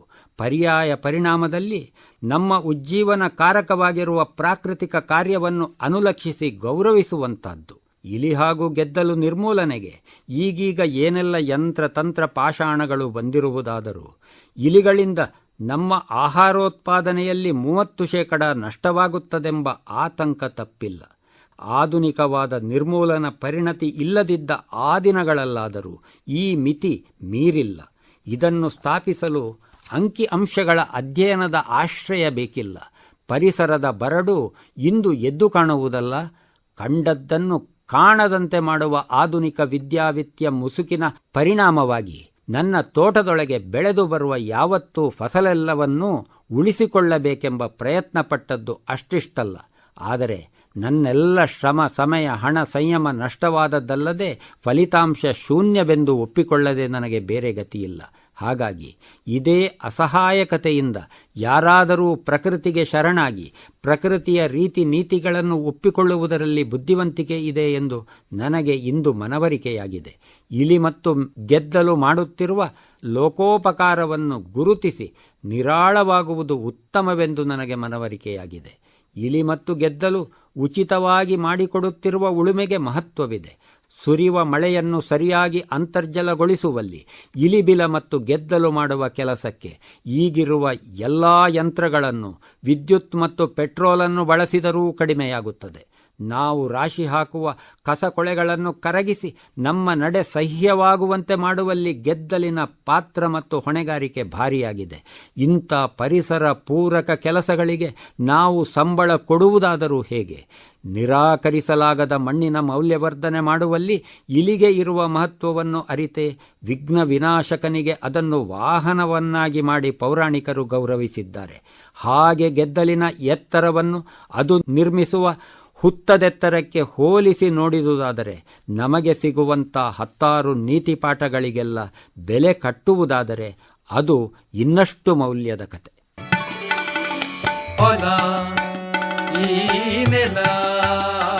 ಬದುಕು ಮಣ್ಣಿನೊಂದಿಗೆ ಬಾನುಲಿ ಸರಣಿ ಕೇಳಿದಿರಿ. ಹಸಿರ ಕೊನೆಗೆ ಹೂ ನಗೆಯಲಿ ಕೊನೆವ ಹೊನ್ನ ಫಲ. ಲೇಖನ ಹಾಗೂ ಪ್ರಸ್ತುತಿ ಕೃಷಿ ದಾರ್ಶನಿಕ ಎಪಿ ಚಂದ್ರಶೇಖರ್. ಫಲದ ಕುಳಕ್ಕೆ ಮಿದುವಾಗುವ ಮಣ್ಣಿಗೆ ಬೆಂಬಲ. ಹೊಲ ಈ ನೆಲ. ಈ ಕಾರ್ಯಕ್ರಮ ಆಕಾಶವಾಣಿ ಮೈಸೂರು ಕೇಂದ್ರದಿಂದ ಪ್ರಸಾರವಾಯಿತು.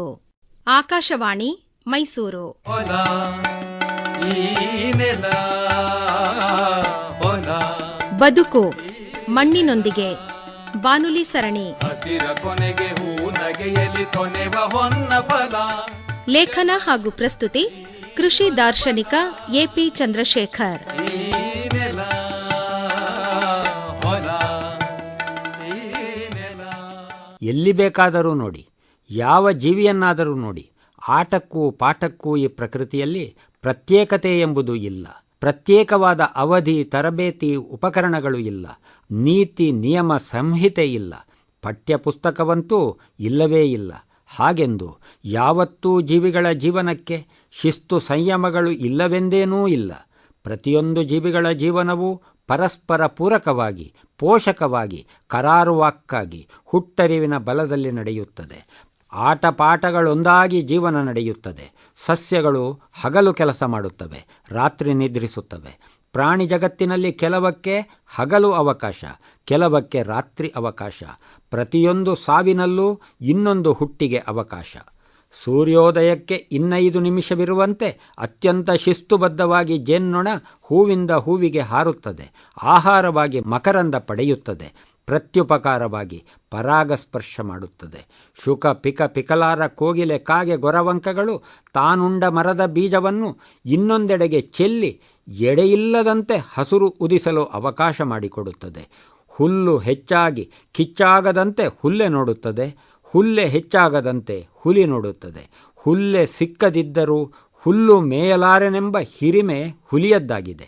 ಕ್ರಿಕೆಟ್ ಆಟಗಾರರು ತಾವೆಂದೂ ಕುಡಿಯದೆ, ಪ್ರಚಾರ ಮಾಡುವ ಮೃದು ಪಾನೀಯಗಳ ಕೆಡುಕನ್ನು ಅರಿಯದೆ ಮತಿಹೀನರಾಗಿ ಹೀರುವುದನ್ನು ನೋಡಿದರೆ ನಮ್ಮ ಆಟ ಪಾಠಗಳು ಪ್ರತ್ಯೇಕವಾದುದರ, ಪಠ್ಯವಾದುದರ ಕೇಡು ಗೊತ್ತಾಗುತ್ತದೆ. ಆಟ ಆಡಿದವರು, ಪಾಠ ಓದಿದವರು, ಮೇಟಿ ಮಾಡಿದವರಿಗಿಂತ ಅಧಿಕಾಧಿಕ ಧನಲಾಭ ಪಡೆಯುವುದರಿಂದಾಗುವ ನಷ್ಟ ಅನಿಷ್ಟಗಳ ಪಟ್ಟಿ ಬಹಳ ದೊಡ್ಡದಿದೆ. ಯಾವ ಪಾಠವಾಗದಿದ್ದರೂ ಮನೆಯೊಳಗಿನ ಮಗು ಅಂಬೆಗಾಲಿಡುತ್ತಿರುವಂತೆ ಹೊಸ್ತಿಲು ದಾಟಿ ಮಣ್ಣಿನೊಡನಾಟ ಬಯಸುವುದರಲ್ಲಿ ನಮಗೆಲ್ಲ ಬಹಳ ದೊಡ್ಡ ಪಾಠವಿದೆ.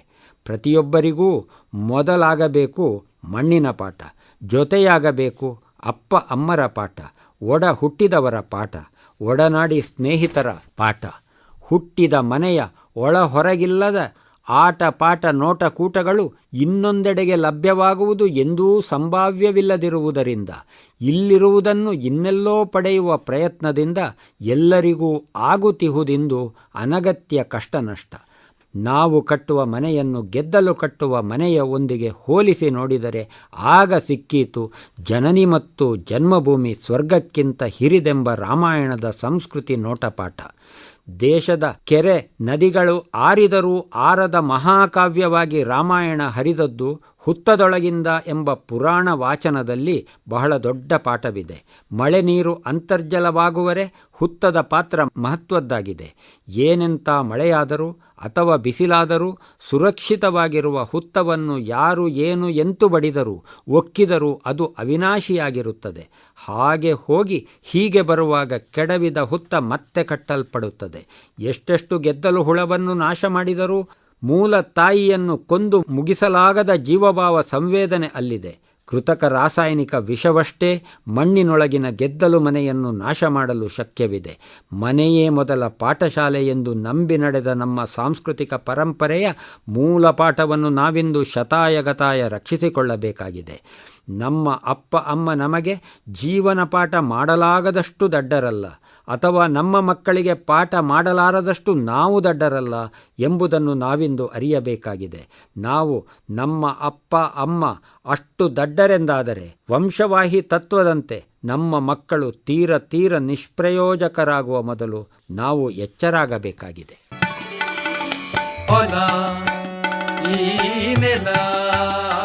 ಬದುಕು ಮಣ್ಣಿನೊಂದಿಗೆ ಬಾನುಲಿ ಸರಣಿ ಕೇಳಿದಿರಿ. ಹಸಿರ ಕೊನೆಗೆ ಹೂ ನಗೆಯಲಿ ಕೊನೆವ ಹೊನ್ನ ಫಲ. ಲೇಖನ ಹಾಗೂ ಪ್ರಸ್ತುತಿ ಕೃಷಿ ದಾರ್ಶನಿಕ ಎಪಿ ಚಂದ್ರಶೇಖರ್. ಈ ಕಾರ್ಯಕ್ರಮ ಆಕಾಶವಾಣಿ ಮೈಸೂರು ಕೇಂದ್ರದಿಂದ ಪ್ರಸಾರವಾಯಿತು. ಆಕಾಶವಾಣಿ ಮೈಸೂರು.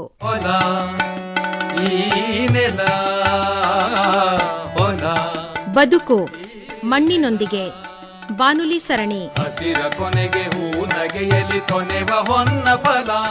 ಲೇಖನ ಹಾಗೂ ಪ್ರಸ್ತುತಿ ಕೃಷಿ ದಾರ್ಶನಿಕ ಎಪಿ ಚಂದ್ರಶೇಖರ್. ಫಲದ ಕುಳಕೆ ಮಿದುವಾಗುವ ಮಣ್ಣಿಗೆ ಬೆಂಬಲ ಹೊಲ ಈ ನೆಲ ಹೊಲ ಈ ನೆಲ. ನಮ್ಮ ಬದುಕಿಗೆ ಆಧಾರವಾದ ಆಶ್ರಯವಾದ ಮಣ್ಣನ್ನು ನೋಡಿದಷ್ಟು ಮತ್ತಷ್ಟು ನೋಡದ್ದು ಉಳಿದಿರುತ್ತದೆ.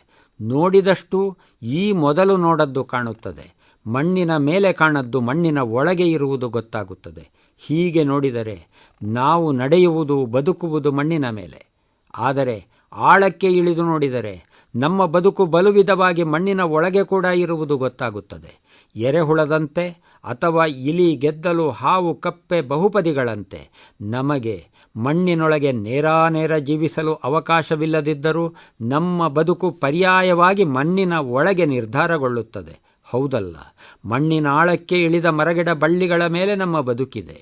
ನಮ್ಮ ಬದುಕಿನ ನೆಮ್ಮದಿಯು ಮಣ್ಣಿನ ಆಳದೊಳಗೆ ನಾವೇ ಬಲಿತ ಪಂಚಾಂಗದ ಮೇಲೆಯೂ ಇದೆ.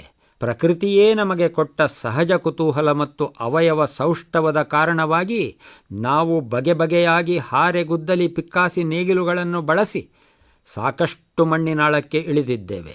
ನಾವು ಬಾವಿ ತೋಡಿದ್ದೇವೆ, ಕೃಷಿ ಮಾಡಿದ್ದೇವೆ, ನಾವು ಗಣಿಗಾರಿಕೆ ಮಾಡಿದ್ದೇವೆ, ಯಂತ್ರಗಾರಿಕೆ ಮಾಡಿದ್ದೇವೆ.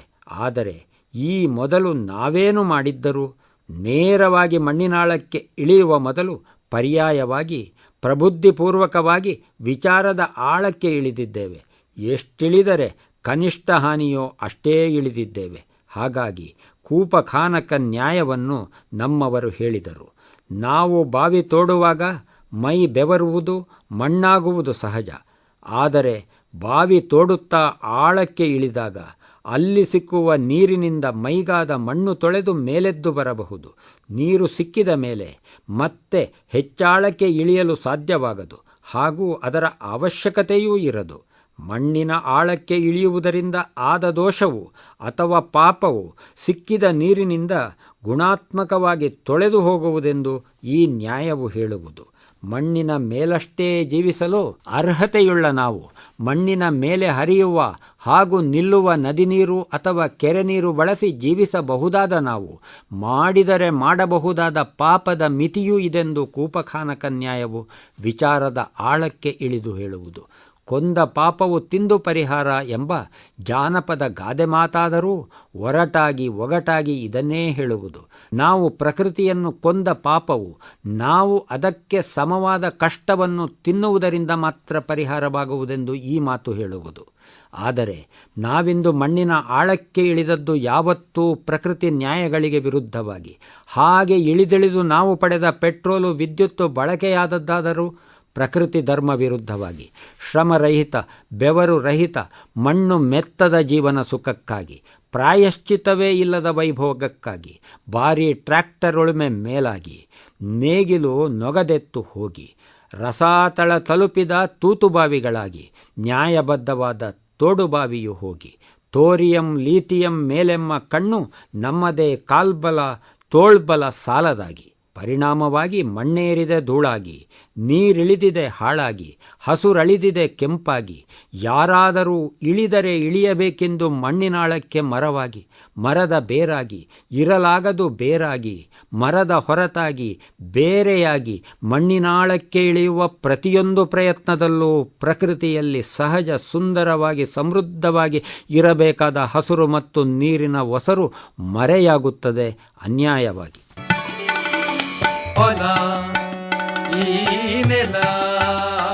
ಬದುಕು ಮಣ್ಣಿನೊಂದಿಗೆ ಬಾನುಲಿ ಸರಣಿ ಕೇಳಿದಿರಿ. ಹಸಿರ ಕೊನೆಗೆ ಹೂ ನಗೆಯಲಿ ಕೊನೆವ ಹೊನ್ನ ಫಲ. ಲೇಖನ ಹಾಗೂ ಪ್ರಸ್ತುತಿ ಕೃಷಿ ದಾರ್ಶನಿಕ ಎಪಿ ಚಂದ್ರಶೇಖರ್. ಫಲದ ಕುಳಕೆ ಮಿದುವಾಗುವ ಮಣ್ಣಿಗೆ ಬೆಂಬಲ ಹೊಲ ಈ ನೆಲ.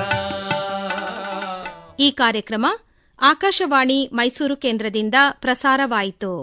ಆಕಾಶವಾಣಿ ಮೈಸೂರು. ಹೊಲ ಈ ನೆಲ ಹೊಲ.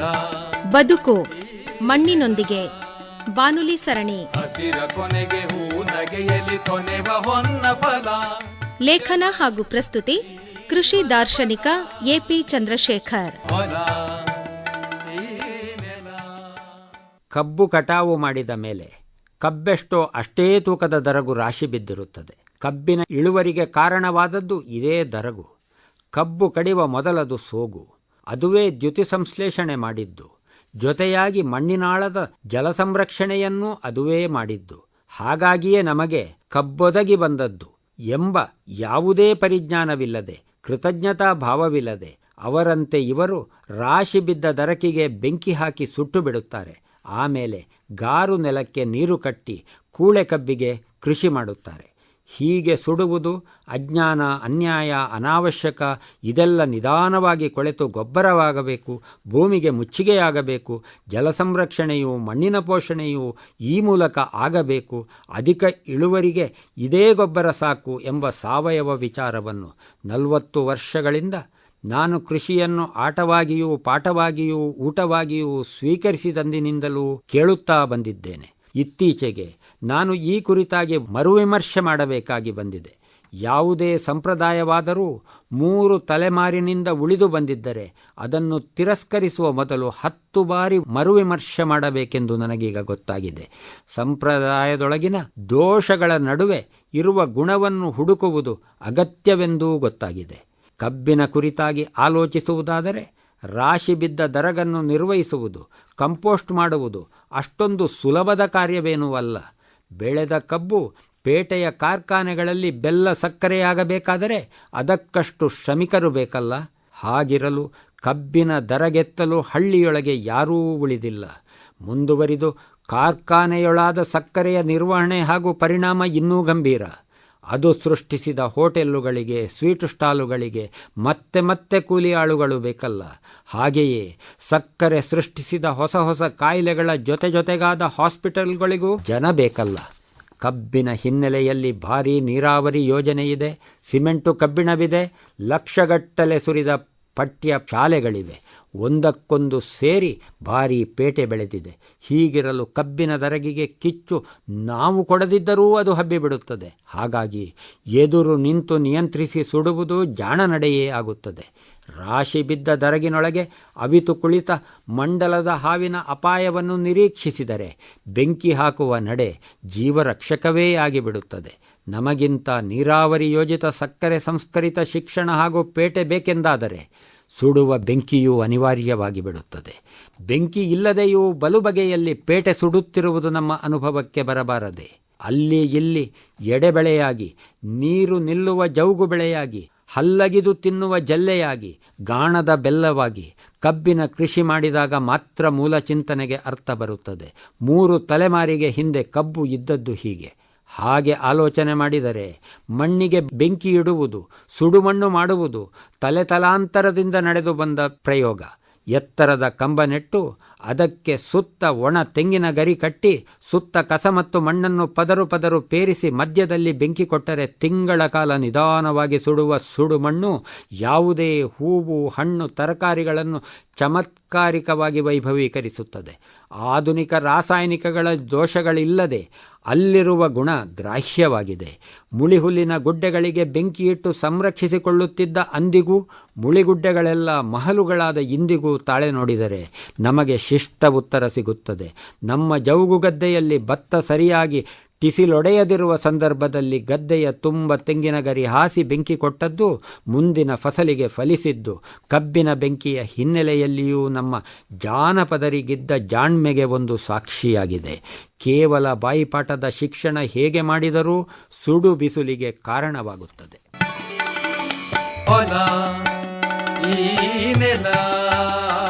ಬದುಕು ಮಣ್ಣಿನೊಂದಿಗೆ ಬಾನುಲಿ ಸರಣಿ ಕೇಳಿದಿರಿ. ಲೇಖನ ಹಾಗೂ ಪ್ರಸ್ತುತಿ ಕೃಷಿ ದಾರ್ಶನಿಕ ಎಪಿ ಚಂದ್ರಶೇಖರ್. ಈ ಕಾರ್ಯಕ್ರಮ ಆಕಾಶವಾಣಿ ಮೈಸೂರು ಕೇಂದ್ರದಿಂದ ಪ್ರಸಾರವಾಯಿತು. ಆಕಾಶವಾಣಿ ಮೈಸೂರು.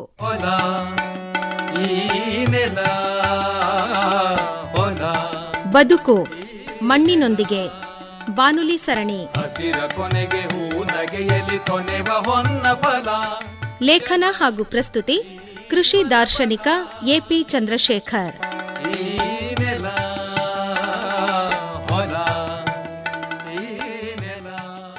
ಮಣ್ಣಿನ ಸಂಪರ್ಕದಲ್ಲಿ ಮಾಗಿದರೆ ಆ ಫಲದ ಮಾಧುರ್ಯವೇ ಬೇರೆ. ಬಾಳೆ, ಸೀತಾಫಲ, ಮಾವು, ಸಪೋಟ, ಹಲಸು ಹೀಗೆ ಕೆಲವೊಂದು ಹಣ್ಣಿನ ಬೆಳೆಗಳನ್ನು ಕೊಯ್ದಿಟ್ಟು ಹಣ್ಣು ಮಾಡುವುದು ಲಾಗಾಯತ್ತಿನಿಂದಲೂ ಬೆಳೆದು ಬಂದ ಪದ್ಧತಿ. ಆದರೆ ಹಾಗೆ ಕೊಯ್ದ ಫಲ ಮಾಗಿ ಹಣ್ಣಾಗಬೇಕಾದರೆ, ಮಾಧುರ್ಯ ಸೂಸಬೇಕಾದರೆ ಅದು ಸಾಕಷ್ಟು ಬಲಿತಿರಬೇಕು. ಎಂದರೆ ಅದು ತಕ್ಕಷ್ಟು ಕಾಲ ಮಣ್ಣಿನ ಮರದ ಸಂಪರ್ಕದೊಳಗಿರಬೇಕು. ಈ ವಿಚಾರ ಕೃಷಿಕರಲ್ಲದಿದ್ದರೂ ಕೇವಲ ಗ್ರಾಹಕರಾದವರಿಗಾದರೂ ಗೊತ್ತಿರುವುದೆಂದು ಭಾವಿಸುತ್ತೇನೆ. ನಾವು ಕೊಯ್ದಿಟ್ಟರೆ ಮಾತ್ರ ಬಾಳೆ, ಸೀತಾಫಲ, ಮಾವು, ಸಪೋಟ, ಹಲಸುಗಳು ಹಣ್ಣಾಗುತ್ತದೆ ಮತ್ತು ಕಾಯಿಯನ್ನು ಹಣ್ಣು ಮಾಡುವುದು ಮನುಷ್ಯನ ತಾಕತ್ತು, ಮನುಷ್ಯನ ಬುದ್ಧಿವಂತಿಕೆ ಎಂದು ಇತ್ತೀಚೆಗೆ ವಿದ್ಯಾಜಗತ್ತು ನಂಬಿದಂತಿದೆ. ಹೀಗೆ ನಂಬಿಸಲು ವ್ಯಾಪಾರಿ ಜಗತ್ತು ಸಮರ್ಥವಾಗಿದೆ. ಪರಸ್ಪರ ದ್ರೋಹವೂ ಸಹಕಾರವೂ ಜೊತೆಯಾಗಿ ಸೇರಿ ಬಂದಿದೆ. ಹಾಗಾಗಿ ಕಾಯಿಯನ್ನು ಹಣ್ಣು ಮಾಡಲು ಬಗೆ ಬಗೆಯ ಭೌತಿಕ ಮತ್ತು ರಾಸಾಯನಿಕ ಪ್ರಕ್ರಿಯೆಗಳು ನಡೆಯುತ್ತಿವೆ. ಬಹುತೇಕ ಇವುಗಳೆಲ್ಲವೂ ಅಪ್ರಾಕೃತಿಕವಾದರೂ ಇವುಗಳ ಪೈಕಿ ಕೆಲವನ್ನು ವೈಜ್ಞಾನಿಕವೆಂದು ವೈಭವೀಕರಿಸಲಾಗುತ್ತಿದೆ. ವಾಸ್ತವವಾಗಿ ಪ್ರತಿಯೊಂದು ಫಲವೂ ಮರದ ಮೇಲಿದ್ದರೂ ತಾನಾಗಿ ಹಣ್ಣಾಗುತ್ತದೆಂಬ ವಿಚಾರವೂ ಮರೆಯಾದಂತೆ ಕಾಣುತ್ತದೆ. ಬೀಜ ಮೊಳೆಯುವುದು, ಗಿಡವಾಗಿ ಬೆಳೆದು ಮರವಾಗುವುದು, ಪ್ರಾಯಪ್ರಬುದ್ಧವಾದಾಗ ಮರದಲ್ಲಿ ಹೂವಾಗುವುದು, ಫಲಿತಗೊಂಡು ಕಾಯಿಯಾಗುವುದು, ಕಾಯಿ ಬಲಿತು ಕೊನೆಗೊಮ್ಮೆ ಹಣ್ಣಾಗುವುದು, 10 ಜೀವಿಗಳಿಗೆ ಆಹಾರವಾಗುವುದು, ಪ್ರತ್ಯುಪಕಾರವಾಗಿ ಫಲಾನುಭವಿ ಜೀವಿಗಳು ಬೀಜ ಪ್ರಸಾರ ಮಾಡುವುದು ಪ್ರಕೃತಿಯ ನಿಯಮ. ಇದರಲ್ಲಿ ನಮ್ಮ ಪಾತ್ರವೇನೂ ಇಲ್ಲ. ಹಸ್ತಕ್ಷೇಪವು ಬಹುಮಟ್ಟಿಗೆ ಆಕ್ಷೇಪಾರ್ಹವೇ ಹೊರತು ನಮ್ಮ ಅರ್ಹತೆ ಏನಲ್ಲ. ಪ್ರಕೃತಿ ವಿಚಾರವು ಸ್ಪಷ್ಟವಾಗಬೇಕಾದರೆ ತಾನೇ ಗಿಡದೊಳಗೆ ಹಣ್ಣಾದ ಬಾಳೆಯನ್ನೋ ಹಲಸನ್ನೋ ತಿಂದು ನೋಡಬೇಕು. ನಮಗೆ ಮರವೆಯಾದದ್ದು ಜಾಗೃತವಾಗಲು ಮರದಲ್ಲಿ, ಎಂದರೆ ಮಣ್ಣಿನ ಸಂಪರ್ಕದಲ್ಲಿ ಆದ ಹಣ್ಣನ್ನು ತಿಂದು ನೋಡಬೇಕು. ಆ ರುಚಿ ಹಾಗಿರುತ್ತದೆ. ಅದು ಅಷ್ಟೊಂದು ರುಚಿಯಾಗಿರುತ್ತದೆ. ಆ ರುಚಿಯದು ಅತ್ಯಂತ ದೀರ್ಘಕಾಲ ಮಣ್ಣಿನ ಸಂಪರ್ಕದೊಳಗೆ ಇದ್ದುದರಿಂದ ಬಂದಿದೆ. ಬೇಗ ಕೊಯ್ದಷ್ಟು ಅಷ್ಟಷ್ಟು ಗುಣಮಟ್ಟ ಇಳಿಯುತ್ತದೆ. ಆದರೂ ವ್ಯಾವಹಾರಿಕ ಅನುಕೂಲಕ್ಕಾಗಿ ಕೋತಿ, ಅಳಿಲು, ಇಲಿ, ಬೇರು, ಗಿಣಿ ಹೀಗೆ ಕಳ್ಳಕಾಕರಿಂದ ರಕ್ಷಿಸಿಕೊಳ್ಳುವುದಕ್ಕಾಗಿ ತುಸು ಬೇಗ ಆದರೂ ಹದ ನೋಡಿ ಕೊಯ್ದು ಹಣ್ಣು ಮಾಡುತ್ತಿದ್ದ ಅಂದಿನ ಗುಣಮಟ್ಟ ಇಂದು ಎಷ್ಟಿಳಿದಿದೆ ಎಂದರೆ ಕೃತಕ ವಿಧಾನಗಳಿಲ್ಲದೆ ಬಾಳೆ, ಮಾವು ಹಣ್ಣಾಗುವುದಿಲ್ಲವೆಂದು ಜನ ತಿಳಿಯುವಂತಾಗಿದೆ. ಜನಕ್ಕೆ ಹಣ್ಣುಗಳ ನಿಜ ಗುಣ ಮರೆತೇ ಹೋಗಿದೆ. ನಾನಿಲ್ಲಿ ಬಾರಿಗೆ ಬಾಳೆ, ಸೀತಾಫಲ, ಮಾವು, ಸಪೋಟ, ಹಲಸು ಎಂದು ಒಂದು ಕ್ರಮದಲ್ಲಿ ಹೇಳಲು ಕಾರಣವಿದೆ. ಬಲಿತ ಬಾಳೆಯನ್ನು ಯಾರಾದರೂ ಸುಲಭದಲ್ಲಿ ಪತ್ತೆ ಮಾಡಬಹುದು. ಹಾಗಲ್ಲದೆ ಬಾಳೆ ತುಸು ಬಲಿತದ್ದು ಕಮ್ಮಿಯಾದರೂ ತಿನ್ನಲಾಗುವಂತೆ ಹಣ್ಣಾಗುವುದು. ಆದರೆ ಬಾಳೆಗಿಂತ ಸೀತಾಫಲದ ಬಲಿಕೆ ಪತ್ತೆ ಸ್ವಲ್ಪ ಹೆಚ್ಚು ಕಷ್ಟ, ಮಾವು ಮತ್ತಷ್ಟು ಕಷ್ಟ, ಸಪೋಟ, ಹಲಸುಗಳ ಬಲಿಕೆ ಪತ್ತೆ ಹೆಚ್ಚೆಚ್ಚು ಕಷ್ಟ. ಕೊಯ್ದು 3 ದಿನದೊಳಗೆ ಹಣ್ಣಾಗದಿದ್ದರೆ ಈ ಎಲ್ಲ ಫಲಗಳಲ್ಲಿ ರುಚಿ ನಷ್ಟ. ಆದರೂ ಕಷ್ಟಪಟ್ಟು ಅನುಭವ ಹೊಂದಿದರೆ ಕಾಯಿ ಕೊಯ್ದು ಹಣ್ಣು ಮಾಡಲು ಸಾಧ್ಯವೆಂಬುದರಿಂದ ಈ ಫಸಲುಗಳು ಮಾನವನಿಗೆ ಶ್ರೇಷ್ಠ. ಇದೀಗ ಇವುಗಳಿಗೆ ಬದಲಾಗಿ ನೇರಳೆ ಹಣ್ಣನ್ನು ಬಲಿತಿದೆ ಎಂದು ಕೊಯ್ದು ನೋಡಿ. ಬಲಿಯುವ ವಿಷಯ ಬಿಟ್ಟು ಬಿಡಿ. ಅರ್ಧ ದಿನ ಮೊದಲು ಕೊಯ್ದರೂ ಅದನ್ನು ತಿನ್ನಲಾಗುವುದಿಲ್ಲ, ಬರೀ ಚೊಗರು. ಹೀಗೆ ಪಟ್ಟಿ ಮಾಡುವುದಾದರೆ ಪೇರಳೆ, ಅಂಜೂರ, ಬೇಲ, ಮೊಟ್ಟೆಹಣ್ಣು, ಅಬ್ಳುಕ, ಕರಂಡೆ, ಕುಂಟಾಲೆ, ಕಾಡುಮಾವು ಹೀಗೆ ಬಹುತೇಕ ಹಣ್ಣುಗಳು ಗಿಡದಲ್ಲೇ ಹಣ್ಣಾಗಬೇಕು. ಮಣ್ಣಿನ ಸಂಪರ್ಕದೊಳಗೆ ಇದ್ದು ಹಣ್ಣಾಗಬೇಕು. ಆಗಲೇ ಅದಕ್ಕೆ ರುಚಿ. ಮಾನವ ಜನ್ಮಕ್ಕಾದರೂ ಇಂಥ ರುಚಿ ಬರಬೇಕಾದರೆ ಮಣ್ಣಿನ ಸಂಪರ್ಕ ಬೇಕು. ಬೇಗ ಹೋಗುವ ಶಾಲೆಯೋದು ಸಾಕು.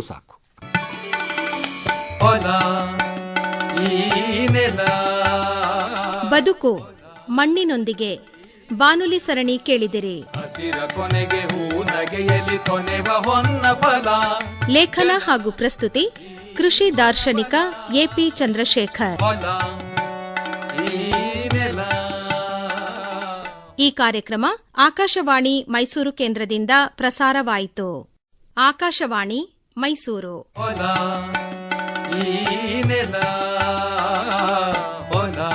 ಬದುಕು ಮಣ್ಣಿನೊಂದಿಗೆ ಬಾನುಲಿ ಸರಣಿ. ಹಸಿರ ಕೊನೆಗೆ ಹೂ ನಗೆಯಲಿ ಕೊನೆವ ಹೊನ್ನ ಫಲ.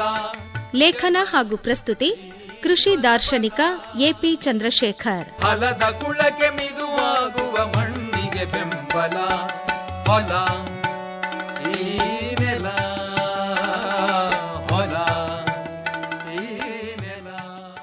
ಮಣ್ಣಿನ ಆಧಾರದಲ್ಲಿ ಬೆಳೆದ ನಮಗೆ ಕಾಲಕಾಲಕ್ಕೆ ಅನ್ನಾಹಾರ ಹಾಗಲ್ಲದೆ ನೀರುಗಾಳಿಗಳನ್ನು ಒದಗಿಸಿಕೊಡುವ ಮರಗಿಡಗಳೇ. ಮಣ್ಣಿನ ಸಂಪರ್ಕದಲ್ಲಿ ಎತ್ತರೆತ್ತರಕ್ಕೆ ಬೆಳೆದು ಬಗೆ ಬಗೆಯ ಬಣ್ಣ ಬಣ್ಣದ ಹೂ ಹಣ್ಣುಗಳನ್ನು ಕೊಡುವ ಮರದ ಹಿರಿಮೆಯನ್ನು ಗಮನಿಸಿದವನು. ಮಣ್ಣಿನ ಸಂಪರ್ಕ ಕಡಿದರೆ ಮರಕ್ಕಾಗಲಿ ನಮಗಾಗಲಿ ಬದುಕಿಲ್ಲ ಎಂದು ಸ್ಪಷ್ಟವಾಗಿ ಉತ್ತರಿಸಬಹುದು. ಆದರೆ ಅದೇ ಮರವನ್ನು ಕಡಿದು ಬಳಸಿದರೆ, ತೊಲೆ ಹಲಿಗೆ ಮನೆ ಮಂಚ ಮಾಡಿದರೆ ಆಗುವ ಜೀವನೋನ್ನತಿಯನ್ನು ಯಾರಾದರೂ ಗಮನಿಸದಿರುವುದು ಹೇಗೆ? ಮಣ್ಣಿನ ಸಂಪರ್ಕದಲ್ಲಿರುವ ಮರ ಕಾಣುವುದಕ್ಕಿಂತ ಎಷ್ಟೋ ಸುಂದರವಾಗಿ ಪೀಠೋಪಕರಣಗಳು ಕಾಣುವುದನ್ನು ತಿರಸ್ಕರಿಸುವುದು ಹೇಗೆ? ಹಾಗೆ ಮರವಾಗಿ ಬದುಕುವುದಕ್ಕಿಂತ ಹೆಚ್ಚಾಗಿ ಮೋಪು ಬದುಕುವ, ವಿಜೃಂಭಿಸುವ ಸಂಗತಿಯನ್ನು ತಳ್ಳಿ ಹಾಕುವುದು ಹೇಗೆ? ಹಾಗಾಗಿ ನಮ್ಮ ಅಭಿವೃದ್ಧಿಯ ಹಾದಿಯೆಲ್ಲ ಮಣ್ಣು ಕಾಣದ ಹಾಗೆ ಡಾಂಬರಾಗಿದೆ. ಹಾದಿಗಳೆಲ್ಲ ಮಣ್ಣು ಕಾಣದ ಪೇಟೆಯೆಡೆಗೆ ಸಾಗಿದೆ. ಮಣ್ಣು ಮುಟ್ಟುವ ಹಳ್ಳಿ ಬದುಕಿಂದು ಪೇಟೆಯ ಹಣಕ್ಕೆ ಮಾರಾಟವಾಗಿದೆ. ಹಾಗಾಗಿ ನಮಗಿಂದು ಕೃಷಿ ಆಳುಗಳ ಕೊರತೆ, ಅಳಿದುಳಿದವರಿಗೆ ಕೃಷಿ ಕೌಶಲದ ಕೊರತೆ, ನೀರಿನ ಕೊರತೆ, ಬೆಲೆಯ ಕೊರತೆ, ಗೌರವದ ಕೊರತೆ, ಹೀಗೆ ಬೆಳೆದೀತು ಪಟ್ಟಿ ಪಟ್ಟಿ ಕೊರತೆ. ಇಂಥ ಕೊರತೆಗಳ ಪಟ್ಟಿ ಕಟ್ಟಿ ಹಾಕುವುದು ಮಣ್ಣಿನ ಸಂಪರ್ಕದಲ್ಲಿ ಇದ್ದವರನ್ನು ಮಾತ್ರ, ಕೃಷಿಕರನ್ನು ಮಾತ್ರ. ಉಳಿದವರಿಗೆ ಇದ್ದರೆ ಇದ್ದೀತು ಹಣದ ಕೊರತೆ ಮಾತ್ರ. ರಜೆ ಮತ್ತು ವಿರಾಮ ಧಾರಾಳ, ಪೇಟೆಯ ಉದ್ಯೋಗಿಗಳ ಹತ್ರ. ಹಾಗಾಗಿ ಪ್ರವಾಸೋದ್ಯಮ ಬೆಳೆದಿದೆ ಎಂದರೆ ಮನುಜನಿಗೂ ಮಣ್ಣಿಗೂ ಇರುವ ಸಂಪರ್ಕ ಅಷ್ಟಷ್ಟು ಕಡಿದಿದೆ ಎಂದೇ ಅರ್ಥ. ಯಾಕೆಂದರೆ ಕೃಷಿ ಮತ್ತು ಹೈನುಗಾರಿಕೆಯನ್ನು ಜೊತೆಯಾಗಿ ಮಾಡುವ ಸಾವಯವ ಕೃಷಿಕನಿಗೆ ವಾರಗಟ್ಟಲೆ ರಜೆ ಹಾಕುವ ಸಾಧ್ಯತೆಯೇ ಇಲ್ಲ.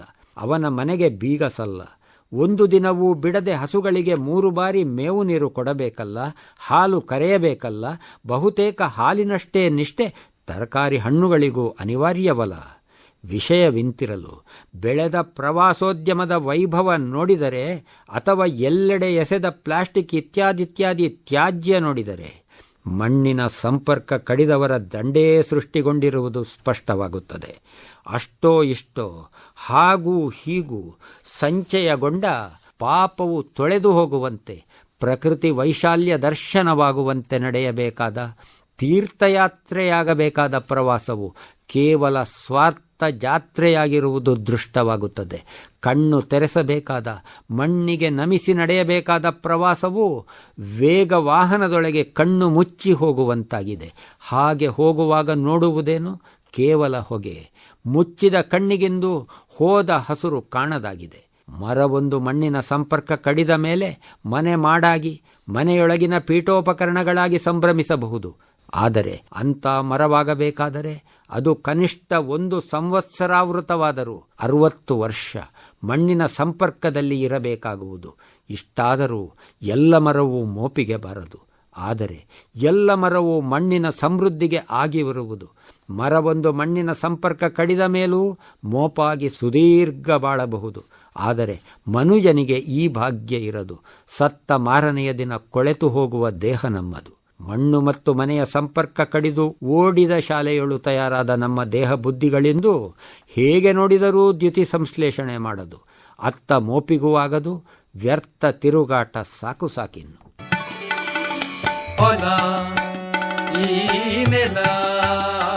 ಬದುಕು ಮಣ್ಣಿನೊಂದಿಗೆ ಬಾನುಲಿ ಸರಣಿ ಕೇಳಿದಿರಿ. ಹಸಿರ ಕೊನೆಗೆ ಹೂ ನಗೆಯಲಿ ಕೊನೆವ ಹೊನ್ನ ಫಲ. ಲೇಖನ ಹಾಗೂ ಪ್ರಸ್ತುತಿ ಕೃಷಿ ದಾರ್ಶನಿಕ ಎಪಿ ಚಂದ್ರಶೇಖರ್. ಫಲದ ಕುಳಕ್ಕೆ ಮಿದುವಾಗುವ ಮಣ್ಣಿಗೆ ಬೆಂಬಲ. ಹೊಲ ಈ ನೆಲ. ಈ ಕಾರ್ಯಕ್ರಮ ಆಕಾಶವಾಣಿ ಮೈಸೂರು ಕೇಂದ್ರದಿಂದ ಪ್ರಸಾರವಾಯಿತು. ಆಕಾಶವಾಣಿ ಮೈಸೂರು. ಹೊಲ ಈ ನೆಲ. ಹೊಲ ಬದುಕು ಮಣ್ಣಿನೊಂದಿಗೆ ಬಾನುಲಿ ಸರಣಿ. ಹಸಿರ ಕೊನೆಗೆ ಹೂ ನಗೆಯಲಿ ಕೊನೆವ ಹೊನ್ನ ಫಲ. ಲೇಖನ ಹಾಗೂ ಪ್ರಸ್ತುತಿ ಕೃಷಿ ದಾರ್ಶನಿಕ ಎಪಿ ಚಂದ್ರಶೇಖರ್. ಫಲದ ಕುಳಕ್ಕೆ ಮಿದುವಾಗುವ ಮಣ್ಣಿಗೆ ಬೆಂಬಲ. ಹೊಲ ಈ ನೆಲ. ಹೊಲ ಈ ನೆಲ. ಅಂದೊಮ್ಮೆ ರೋಗಿಯೊಬ್ಬರ ಜವಾಬ್ದಾರಿ ಹೊತ್ತು ನಾನು ಕೆಲವು ಹೊತ್ತು ಆಸ್ಪತ್ರೆಯಲ್ಲಿ ಇರಬೇಕಾಗಿತ್ತು. ವಯೋಸಹಜವಾದ ವೃದ್ಧಾಪ್ಯಕ್ಕಿಂತ ತುಸು ಹೆಚ್ಚಾಗಿ ಆವರಿಸಿದ್ದ ಮರೆವಿನ ರೋಗಕ್ಕೆ ಚಿಕಿತ್ಸೆ ನಡೆದಿತ್ತು. ವೈದ್ಯರು ಅವರಿಗದೇನೋ ಚುಚ್ಚುಮದ್ದು ಕೊಟ್ಟರು. ಅದರ ಪರಿಣಾಮ ಅದೆಷ್ಟು ಪ್ರತಿಕೂಲವಾಯಿತೆಂದರೆ ಅವರು ಆ ಮದ್ದಿಗೆ ವಿಪರೀತವಾಗಿ ಸ್ಪಂದಿಸಿದರು. ಆಸ್ಪತ್ರೆಯ ಹಾಸಿಗೆಯಿಂದೆದ್ದರು. ಆಸ್ಪತ್ರೆ ಪೂರ್ತಿ ಗಡಿಬಿಡಿಯಲ್ಲಿ ಓಡಾಡಿದರು. ಎಲ್ಲೆಂದರಲ್ಲಿ ಗೋಡೆಯ ಮೂಲೆ ಮೂಲೆಗಳಲ್ಲಿ ಮೂತ್ರ ಮಾಡಲು ಮುಂದಾದರು. ಅವರನ್ನು ತಡೆಯುವುದು, ಮೂತ್ರಾಲಯಕ್ಕೆ ದಾರಿ ತೋರುವುದು ನನಗೆ ಅಸಾಧ್ಯವಾಗಿ ಹೋಯಿತು. ಮುಂದೆ ಮುಂದೆ ಅವರಿಗೆ ಯಾವುದೇ ಚಿಕಿತ್ಸೆ ಇರಲಿಲ್ಲ. ಮರೆವು ಮಹಾಮರೆವಾಯಿತು. ಪರಸ್ಪರ ಸಂಬಂಧ, ಊಟೋಪಚಾರ, ಮಲಮೂತ್ರ, ನೋವು, ನಲಿವು ಎಲ್ಲ ಮರೆತರು. ಜೀವಚ್ಛವವಾಗಿ ತೀರಿಕೊಂಡರು. ಈ ಕಾಯಿಲೆಗೆ ಅಲ್ಜಿಮಾರ್ ಎಂದು ಹೆಸರು. ಇಂಥ ಕಾಯಿಲೆ ಇಂದು ಜನಸಾಮಾನ್ಯವಾಗುತ್ತಿದೆಯಂತೆ. ವರ್ಷದಿಂದ ವರ್ಷಕ್ಕೆ ಹೆಚ್ಚು ಹೆಚ್ಚಾಗಿ ವೃದ್ಧಾಪ್ಯವನ್ನು ಬೇಗ ಬೇಗನೆ ಆವರಿಸುತ್ತಿದೆಯಂತೆ.